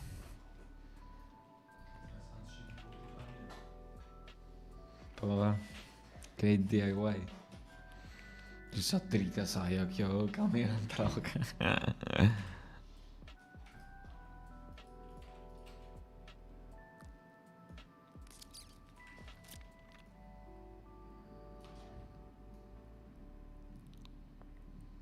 All of these shots could be put into one group because it's the same thing basically, but from different angles. So we got this one from a side angle, this one from a low 45-degree angle sort of, and then this is a top down angle. I just try to, because I don't know if you noticed, but the shop is very small, and he actually changed shops recently, but this shop that he was in prior, is actually very small, so we had to make good use of all these sort of camera angles to make it feel as big as possible and as rich as possible.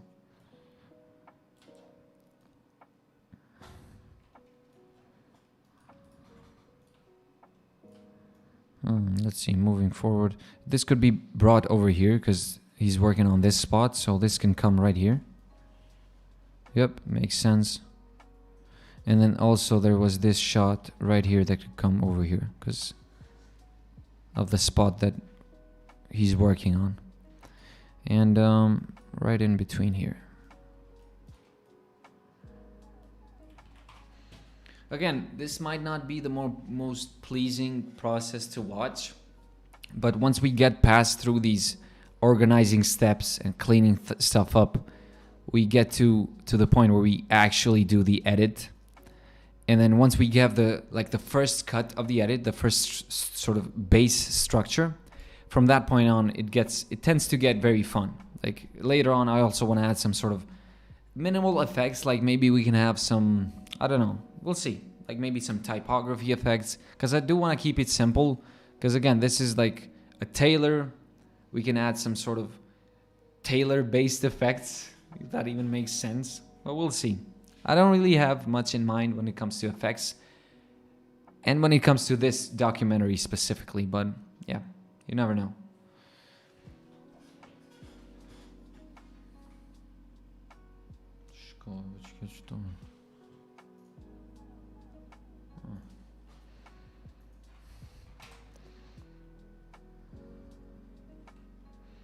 Okay, another shot of him cleaning. I really like how the camera just tilts down like that. Like, for example, this is one of those shots that you can use to transition between scenes. So, like, he talks, he shows something, he's working this and that, and now he's done with that segment. And now you use this shot as sort of a transition shot to another segment. And you can basically use that to trim out any sort of unneeded or unnecessary interview parts.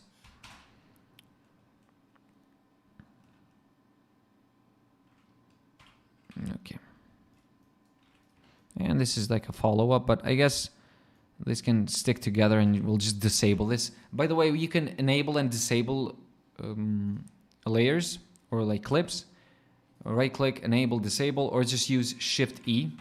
So you can toggle that on and off really quickly. And usually, if I'm not sure if I'm going to use a certain clip, I won't delete it, because then it could be gone, I could forget about it, but I'll just disable it so that it is still there, but I'll know in the future that I probably set this to disable because I'm probably not going to use it. Again, these are just certain things that are personal, like for example, you might have some sort of thing that you do because it works best for you. But again, these are not just some tips and tricks that I use from time to time to make the workflow as easy as possible for me. Okay, moving on here, I think these are a bunch of more detailed shots, and you can see here these are all orange, and now I'm more focusing towards close-up shots. So right away I'll just right click, make them blue, so we know these are detailed shots, and these are basically all of these elements. Like these are all of the same elements. This is him just picking up. It's a short moment of him picking up the scissors. We can maybe like drag this and just find a point where he's using the scissors. Like for example, in this case. And so we'll go over here. We'll grab that shot of him grabbing the scissors, and we'll just go clip, cuts to him using the scissors. There you go. Of course, there could be an even better moment where he uses scissors. So like maybe in this spot, because you can see there they are. Those are the scissors, and he's picking them up from there. Oh well, who knows? Who knows? We'll see.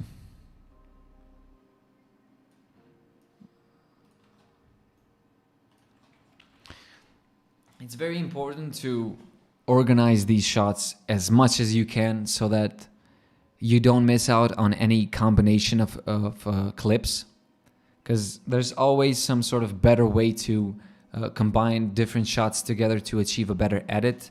So yeah, we want to do as much cleaning up, as much organizing as possible.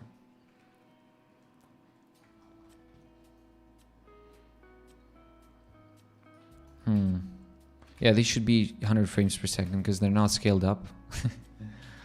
Okay, so there you go. That's a scissor shot that could go very well with this one. So we can bring this over here. Oh, actually, wrong clip. Wait. Where did I leave it?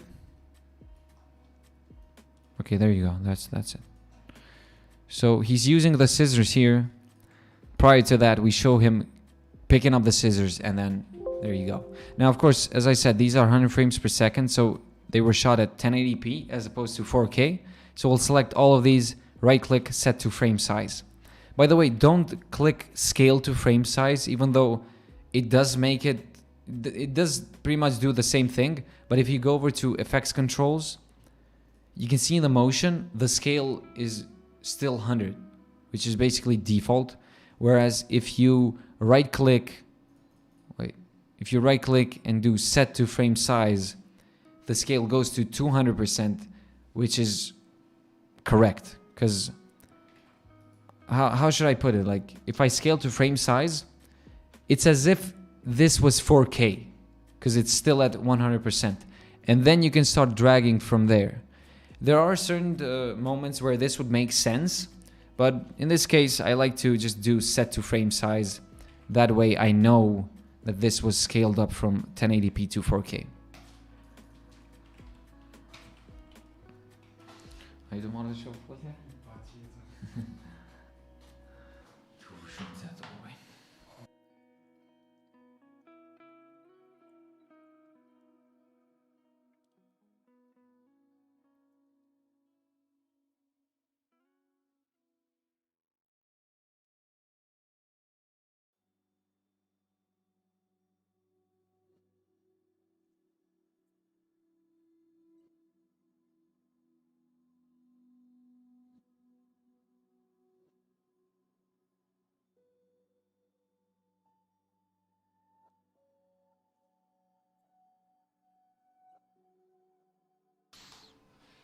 Okay, guys, so Isa has a question.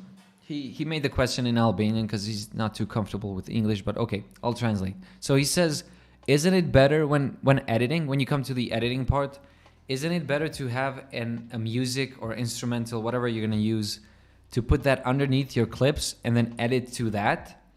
Or is it better to just edit without music? Now, what I think is, it just depends on the situation. For example, say you're doing a commercial, for example, and you know that you're gonna put a music in there. You're gonna start with the music and then edit to the beats. But in this case, we're doing a documentary, and we're probably not gonna have music in all parts. So we're gonna edit without music in certain parts, and then we're gonna edit with music in certain parts. But of course, we do have to decide first if we are going to use music. And once we decide that we are going to use music, then we set it up before we start editing. Because again, if you use some sort of instrumental that has sort of beats to it, then you can use those beats to make a cut, and the cut will feel much better in the edit. As opposed to just having the beat here, boom, and then you cut after like a second, which just feels awkward. Hopefully you understood what I said. Okay. Again, in conclusion, it depends on the situation.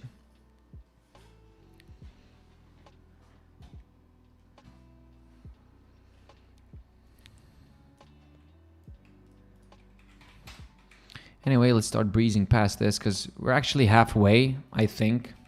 I mean, once we go through these once, we might go again through them twice or 3 times, up until the point where we know we have everything structured and we understand the footage that we have, we know where everything stands, and then we get to the editing part.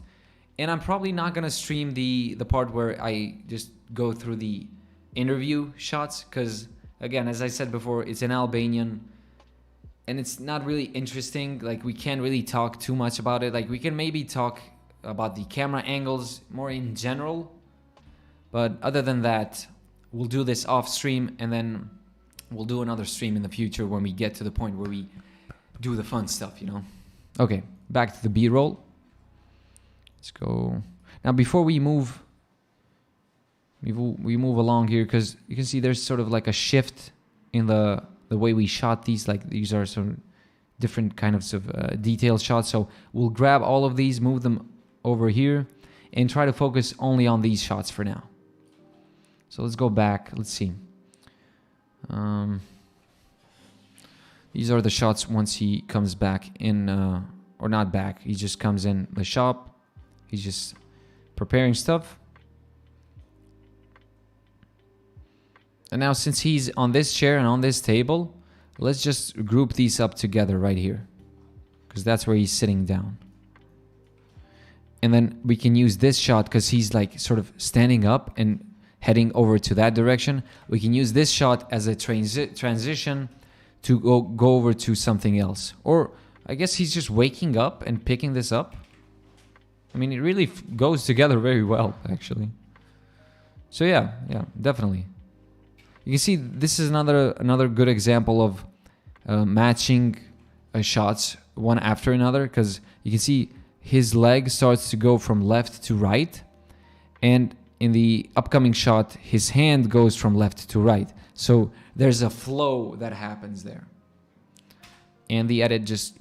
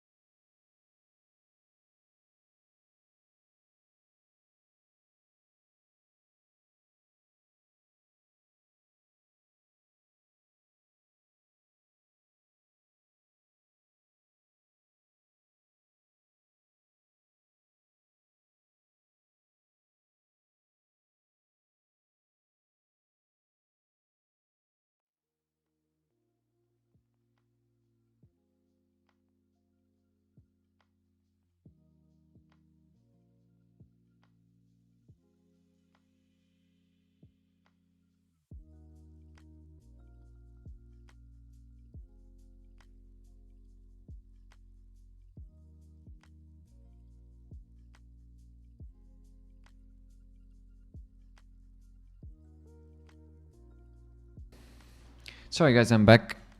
Just had a short conversation. Anyway, so these are two shots that really go well together, so we can maybe trim them there and then continue, or just leave it, let it continue.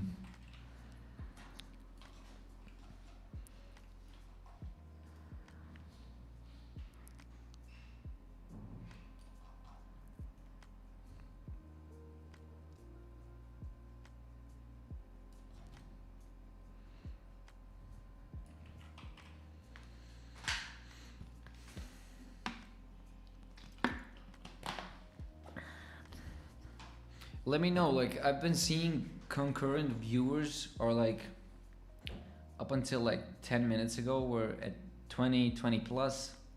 So for anybody who's still here, do you find these kinds of live streams interesting to watch?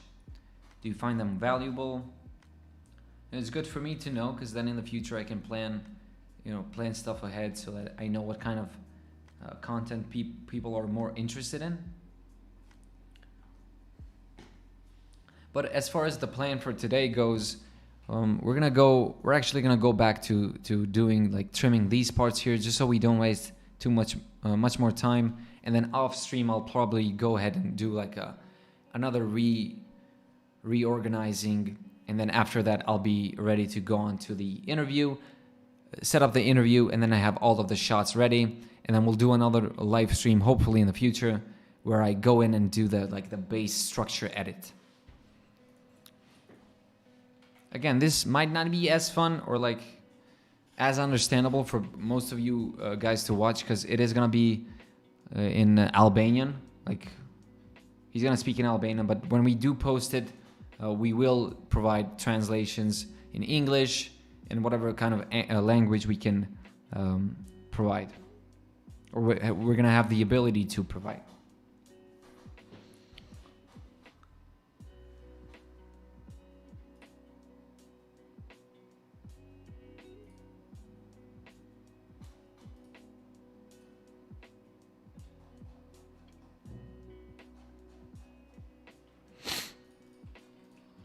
Okay, so up until this point, I think or did we? Yeah, I don't think we edited out these parts. So let's go back a bit. Yeah, you can see like this was shot at 100 frames per second, and this very moment right here where he chops that piece that jumps up, that is pretty cool.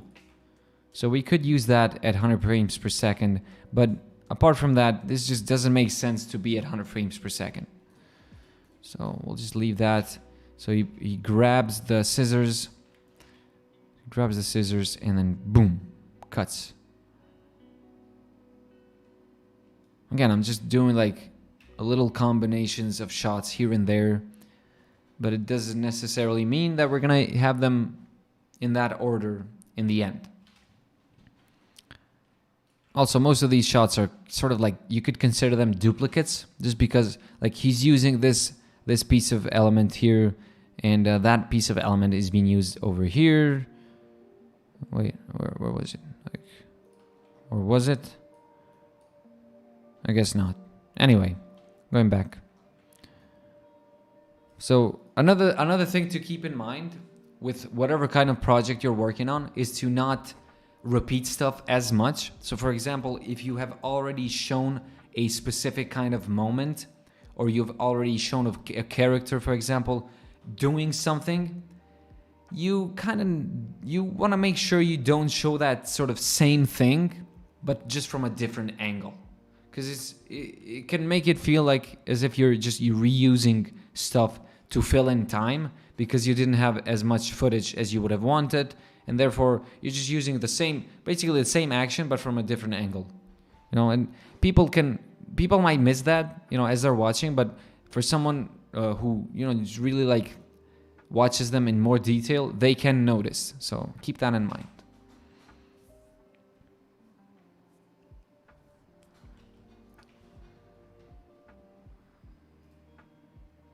That's another cool shot. I think it goes even further. Like, you can see there's a mirror here. So if we bring this up, by the way, you can see here how two clips are next to each other, and seeing as even though this video is on top here on this different layer, I still can't drag it, like I still can't extend it. That's because the audio clip is being blocked by this other audio clip. Now, of course, we could maybe bring this down as well and click and drag it, but say in case you don't want to touch the audio, you can just hold down Alt and you can individually extend video from audio. You can do the same thing, like you can extend the audio by holding Alt while not extending the video itself. So without holding Alt, you just extend and adjust both of them. With holding Alt, you extend either the audio or the video or the audio. This is actually something that I learned quite recently. After all these years, just keep this in mind. Like, there's never something, or how do I say this? There's always something new to learn, even if you've been using a certain thing for like over 10 years.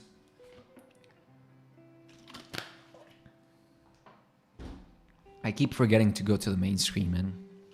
Sorry about that. But as I was saying, we could maybe grab it from this point because we can see the mirror right there. Oops, now they're linked over here, so we can link these two. Also, some of these might have the need to go into like a warp stabilizer effect, but I tend to not overdo that or tend to not use it as much because it kind of breaks the shots, and you can tell sometimes with shots that have very like a lot of depth to them. Like for example, you have a shot that has a foreground element, a background element, and a midground element. You know, the warp stabilizer doesn't really know what to stabilize, and then you get these weird sort of warping effects going on. So definitely keep an eye out on that artifact. Okay, we can delete this. We can shift delete, by the way, to like clear the clip as well as delete the space. So it's just one shortcut to do two things. Oh, we're actually nearing the end. Oh, my bad, actually, no. It's not the end. This is the other batch of detailed shots. And then this is the end, basically. And as for this one, we're going to skip past those. We're going to do these for this stream. Maybe talk a bit more about some other stuff. And then we'll call it a day. And then hopefully in the near future, we'll do another stream where we get to do the base structure of the edit. In the meantime, guys, keep in mind, you feel free to like leave whatever sort of comment that you may have or any question regarding Premiere Pro, editing, filmmaking, even After Effects, because I said in the beginning, most of you probably weren't in here when I said that, but if you have any After Effects questions, I'll gladly just launch up After Effects right away, right at the end there, and we'll jump in After Effects for a little bit and we'll call it a day.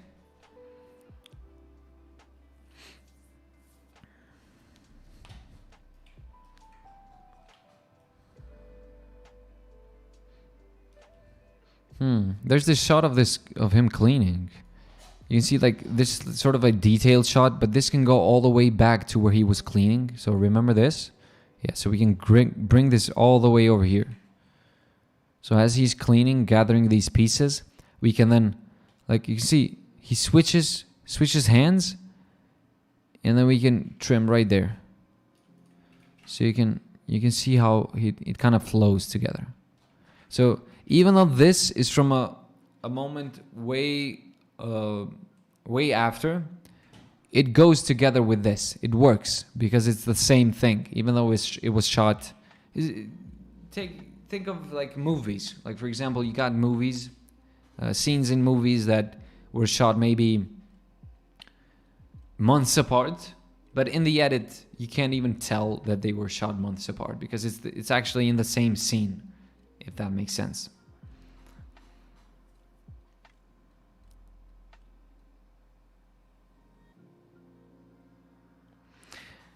Hey, Kao. Thanks for the kind words, man. I wish you a lot of success in your plans in the future.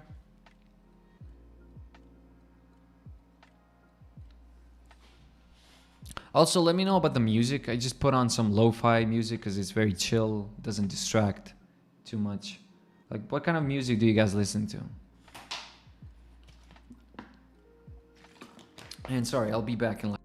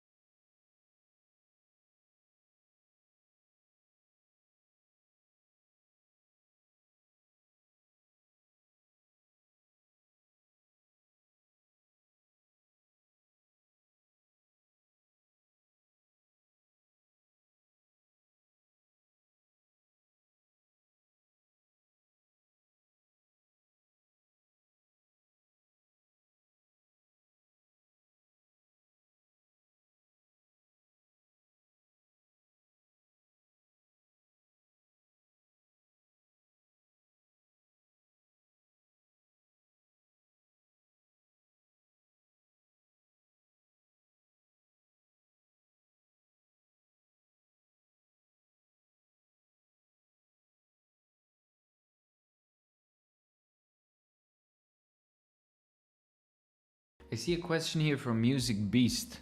He says, is Node video as helpful as After Effects?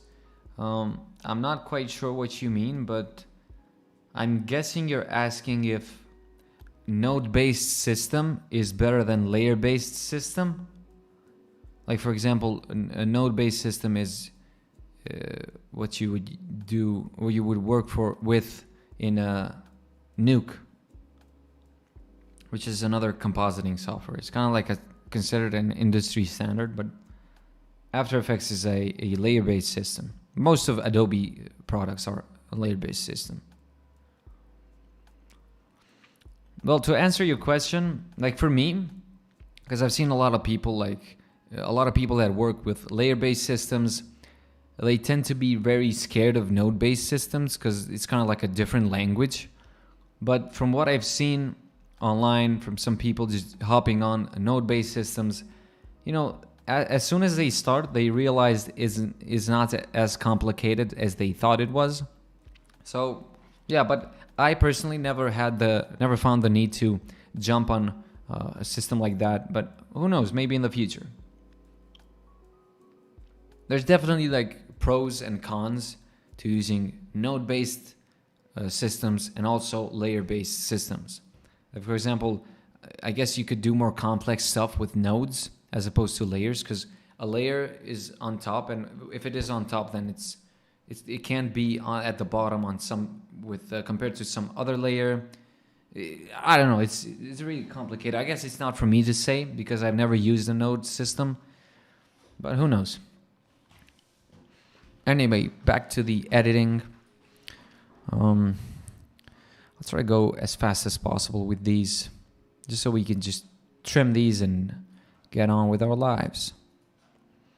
Okay, so this is the word robatcheps, which means tailor in Albanian. And so this is definitely one of those shots that is going to make it into the final cut like 100,000%. Just because it actually shows what this guy does. Again, cigarettes, not really a fan of. It looks cool, looks like a good shot. Probably not going to use it. Another cigarette shot. These are more, you can notice these are sort of like more intimate, focused on him, not on the work. He is working, but they're not really focused on what he's doing. Now here is like a very quirky shot. Issa did this, I think. He grabbed his like sort of a mirror and he's just mirroring the shot here. You can see it's shaking because he's holding it in his hand. But it doesn't really make sense. Like, why were you, like, what is it reflecting you in? I don't know. We'll disable it. We won't delete it, but actually we'll just delete it because I'm not sure we're gonna ever use that. Also, these shots of him, like, these might seem like unnecessary shots, and you could think like, where could you possibly use this? Like, what is this for? What is he doing even? Well, you can see he's actually just focused on the job. Like, it's just him. You may not be able to see what he's doing, but you know he's doing something and he's focusing on that. So, you know, it's a very close up shot of him. So, you know, it's very emotional, and you could use that somewhere. Also, here's another moment. He just finished doing whatever he was doing with those, and now he's hanging them. I think this shot is just him getting ready with the interview. How many more shots do we have here? Ooh, man, that's a lot. Okay, so he's grabbing those jeans. He starts working on them. This is another cool shot. You see what I mean when I said like we wanted to grab as many angles as possible, just to make it as interesting to watch as possible, because it's very small. It's a very small space, and it's gonna be a relatively long video. And so if you just use the same angles, it kind of gets boring as time goes by. But if you just make as many angles as possible, then, you know, it just gives it more visual interest. And so that the viewers don't just fall asleep. It's a good moment where he puts the arm on the leg there.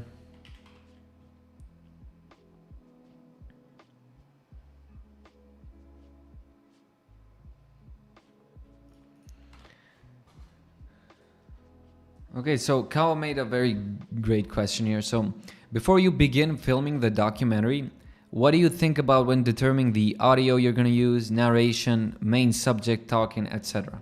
Okay, so as with all documentaries or as with all projects, basically, there's always some preparation involved. But with documentaries, you sort of have some room to, improvise or even make mistakes or forget something or make something up in the spot. So it's not as much pressure as with films. Like with films, you have to, assuming not all the time, but most of the time, you have to have a storyboard. You have to have everything scripted out, a shot list. You're going to take this, you're going to need that, you're going to need this. Otherwise, the story doesn't work. Okay, it's simple as that.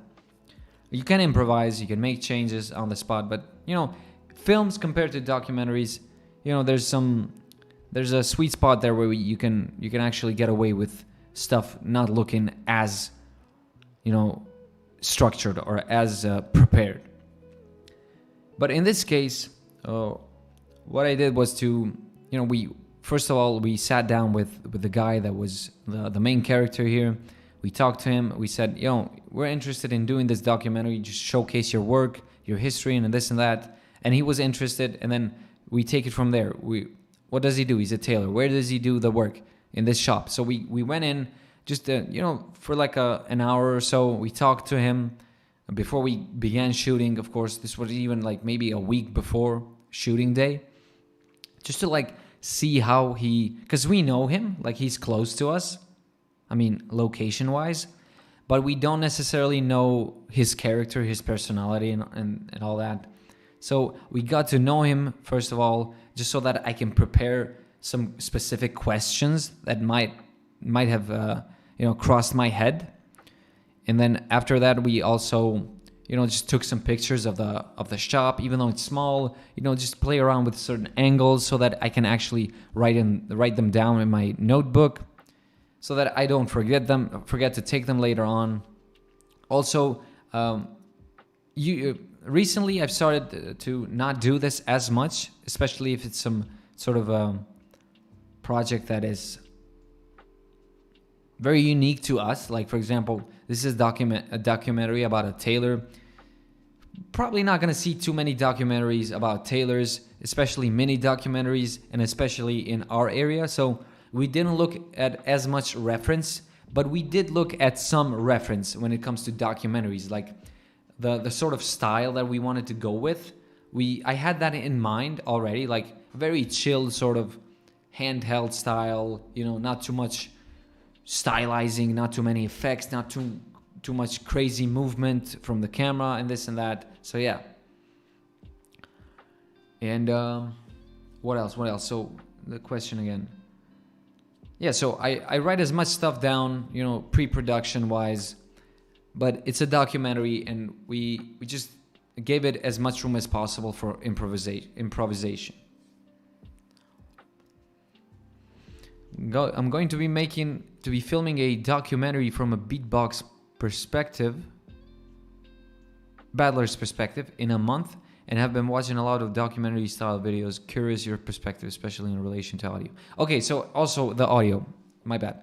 When we were shooting the B-roll stuff, we just had mics on our cameras. Tried not to talk too much because we didn't want to pick up our voice, just in case he said something that we wanted to use.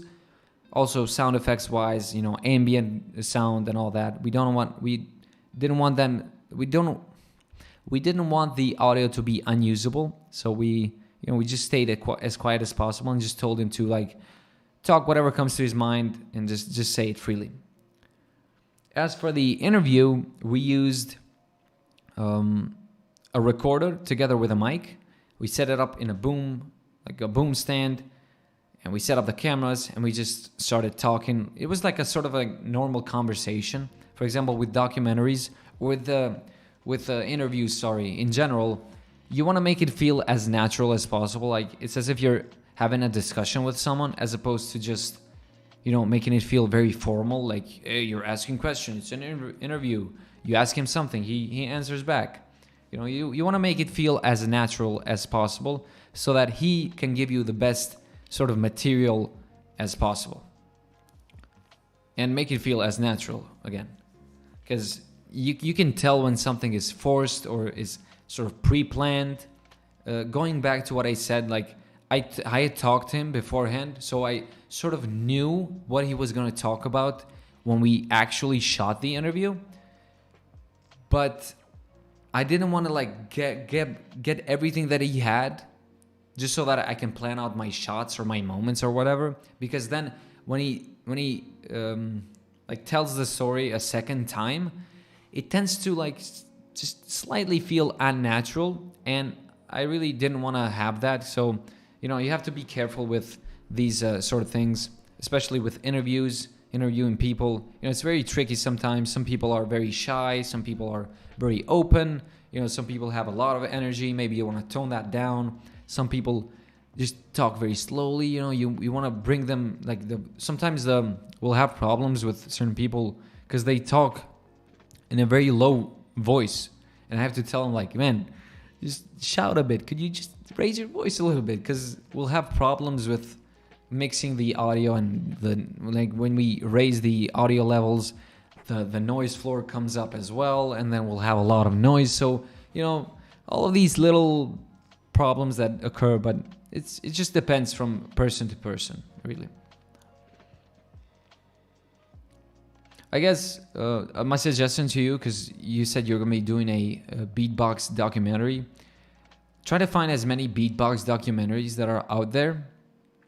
But apart from that, just watch any sort of documentary that fits the style that you're going for, just so that you don't get influenced totally by the beatbox documentaries that you watch. Because, again, as I said before, I'm trying to stay away from a reference. Like, too much reference is sometimes bad for you, because you get influenced by these certain styles of other people, and then you just somehow it gets printed in your head that, you know, you're gonna make it look like that, you know, instead of just doing it your way, like putting your own sauce into that project. Too much I guess what I'm saying is too much influence is bad influence. Is that even a thing? I don't know. Anyway, back to the editing. I guess we gotta get going, man, because it can only stay for like at least 15 to 20 minutes more before we gotta go. But yeah, just keep it coming with those great questions, man. Those are great questions. Just makes it more fun for me and more fun for the viewers as well, as opposed to just me sitting here and just editing through these clips. Here's another great angle for the shop, like a low angle shot. I really like the ceiling here. It's got these lines.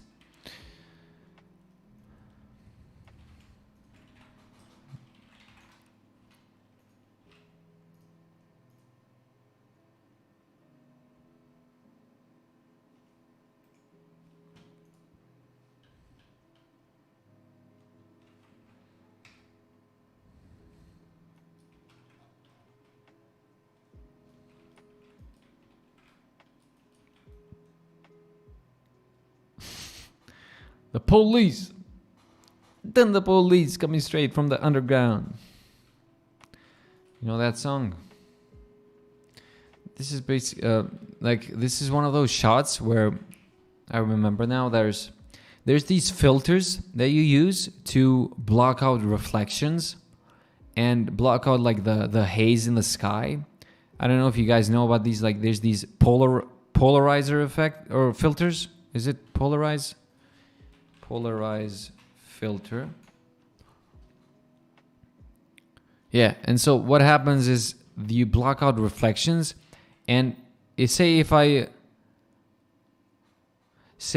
example I use the polarizer filter. In this case, we wouldn't really see too much of the reflection. Instead, we would see a lot more of what's going on inside, because we're shooting this from outside. And so the window is reflecting. We got that guy going on. And this could be like I don't know. We could use this. Maybe could, maybe couldn't. We'll just disable it because it doesn't really add too much. This is a very good shot. Very good moment. More cigarettes, more cigarettes. I guess these could be used during the interview as he's talking. But as I told you, man, I really hate cigarettes. Pretty much unhealthy stuff is just a big no-no. You can see how quick he's working. Okay, more shots of the shop. It's a very cool shot. Top down. You can probably tell I'm very much into minimalistic shots, like very minimal compositions. So you can see with this, like, is this iron? Yeah, this is an iron. It's a top-down shot. It's a piece of cloth there. This one as well. Like, also, what I like to do whenever I'm done with the edit, all the way at the end, I'll usually go in and sort of recomposite the shots. And what I mean by that is just to like maybe scale them up a bit, reposition them, rotate them if they're off balance or something. Like for example, with this shot in particular, you can see there's something, like there's this thing over here and it kind of distracts you. It's not a huge deal, but if you can't get rid of it, just get rid of it. We'll scale it up. We can maybe even bring up the markers, bring this down a bit, just to make it a bit more balanced as a whole. So yeah, we can make a duplicate of this and then reset this top layer, and then we can enable, disable just to see the difference. It's much more focused, it's much more in your face, and you don't have that ugly distraction right there at the corner. Oops. Now we'll unlink that and we'll link these two. We're probably not gonna need the audio on most of the B-roll clips, but we'll leave them there just in case. Just a moment here, because I have Music Beast is commenting in Russian and I can't really speak Russian. So I just translated your question. It says, what was your most challenging visual effects work or effect? I don't know. We did a commercial recently. I can actually show you that. I don't know. Maybe. I don't know. Because it's not really out yet, but it's almost out. Like officially out. And there was some pretty heavy visual effects in that commercial. It's not like very realistic visual effects oriented, but it's more motion design visual effects oriented. I guess I can't really risk showing you that because it's still not officially out. But that really makes the list. Let's see, any work that I've done that was visual effects related and that was very complex. Well, let's see. I'm in my channel right now. I guess this tutorial, so I'll bring this over here. So it's a tutorial, but it's also a clip. Let's skip over to the part of the...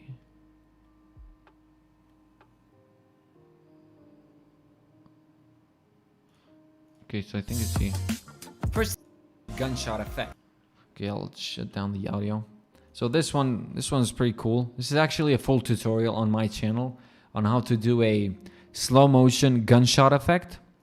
So if you're interested on that, you can go ahead and check it out. It's a very in-depth breakdown on how to recreate that entire shot.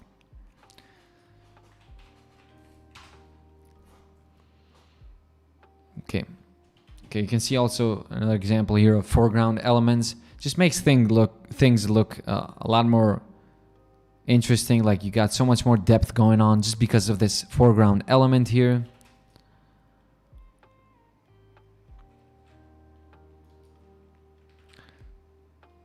Okay, it's a cool shot. You can, now that I remember, like for example, this one could match cut with another shot here in the beginning. Let's see. See how it's hard now to find it because I don't know where I left it. But okay, there you go. That's it. You can see how he's doing this, but he's sort of like covering it with his arm, so it's no good. But anyway, like that could have been a good place to match those two shots. So this shot and that shot, but I guess I'm not going to use that because it's just too awkward of a shot. Then I got more of these details. Okay. Clock. Like for again, another shot that could be used to sort of a transition shot to go from one segment of the documentary to another segment could be this one. And this, like, metaphorically as well as literally just tells you that time is passing by. So by showing this shot of time of a clock, you're basically saying some time has passed and now we're on a different segment.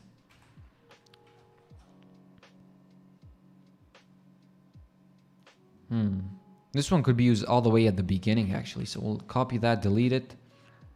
Like right away, right over where he actually comes into the shop. Oops. It's a mess right now, but I'm gonna have to go through it one more time. Just bear with me. As I told you, I don't have much time left, but we'll see what we can do. These last shots here are just him just finishing up, just staying, so we can grab some shots of him chilling. Oh, there's also this moment. This is a very cool moment. I'm definitely gonna include this one. So I'll just mute the song for now, and we'll bring back the audio. There's a moment where he actually whistles, so we can watch that.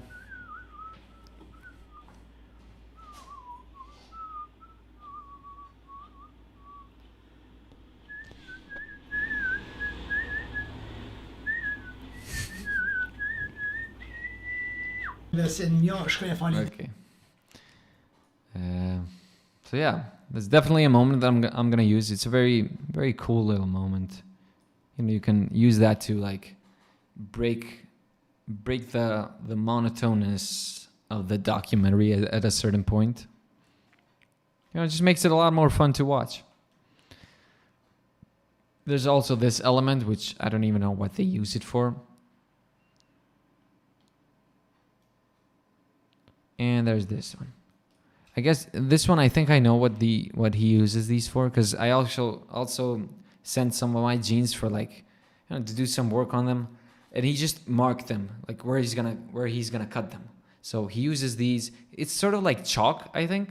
So you, like chalk, the thing you use for tables in schools to like write stuff on the table, chalk. So he uses these to like mark the jeans, so he knows where he has to cut them later on, and then he just makes a cut. Okay, so that's pretty much it, and then this last part is just him getting done with work and just leaving. And you can also see here some extra. These were actually shot on a different day, so we'll copy these. Yeah, up until this point, I can freely just delete the. Oops, I grouped them. I can freely delete the audio, just unlink and delete the audio because I'm not gonna need that at all. But you can see here, because in the interview he talks about his family a bit, his.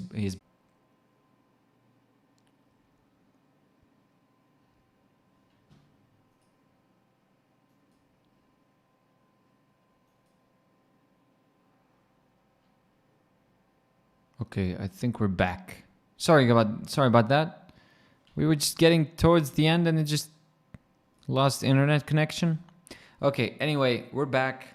Hopefully not too much lag or anything like that. Hopefully everything is all right. We'll quickly wrap this up, by the way, because we're nearing the end. Had a quick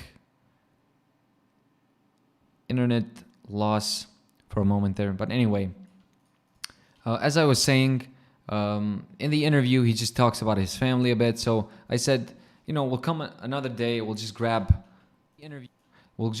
some shots of some pictures that you might have on your house and this and that, and there you go. So we'll definitely make good use of these clips as well. This is, as I said before, these are the clips of him just leaving at the end, and we'll just wrap it up in the end. Anyway, I was actually, camera was on me. My bad. See, it's very complicated to stream and at the same time just work, talk, and also mix everything. So yeah, hopefully you don't mind. Thank you for tuning in. Let's just go back to me for a bit more. Again, guys, thank you for tuning in. For anybody that did tune in, hopefully this was a valuable stream for you guys. Again, it's been a long time since I did one of these, and it's been a long time since I was actually active on my YouTube channel. But we're planning on doing some pretty cool stuff recently, and just going full on YouTube. So yeah, stay tuned for that.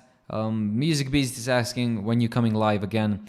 Hopefully pretty soon, maybe at the end of the week. We can like up until then I can just sort everything out in the sequence here with this documentary, so that at the end of the week, when we get to actually the fun part, I can stream again, you know, also grab your questions and all that stuff.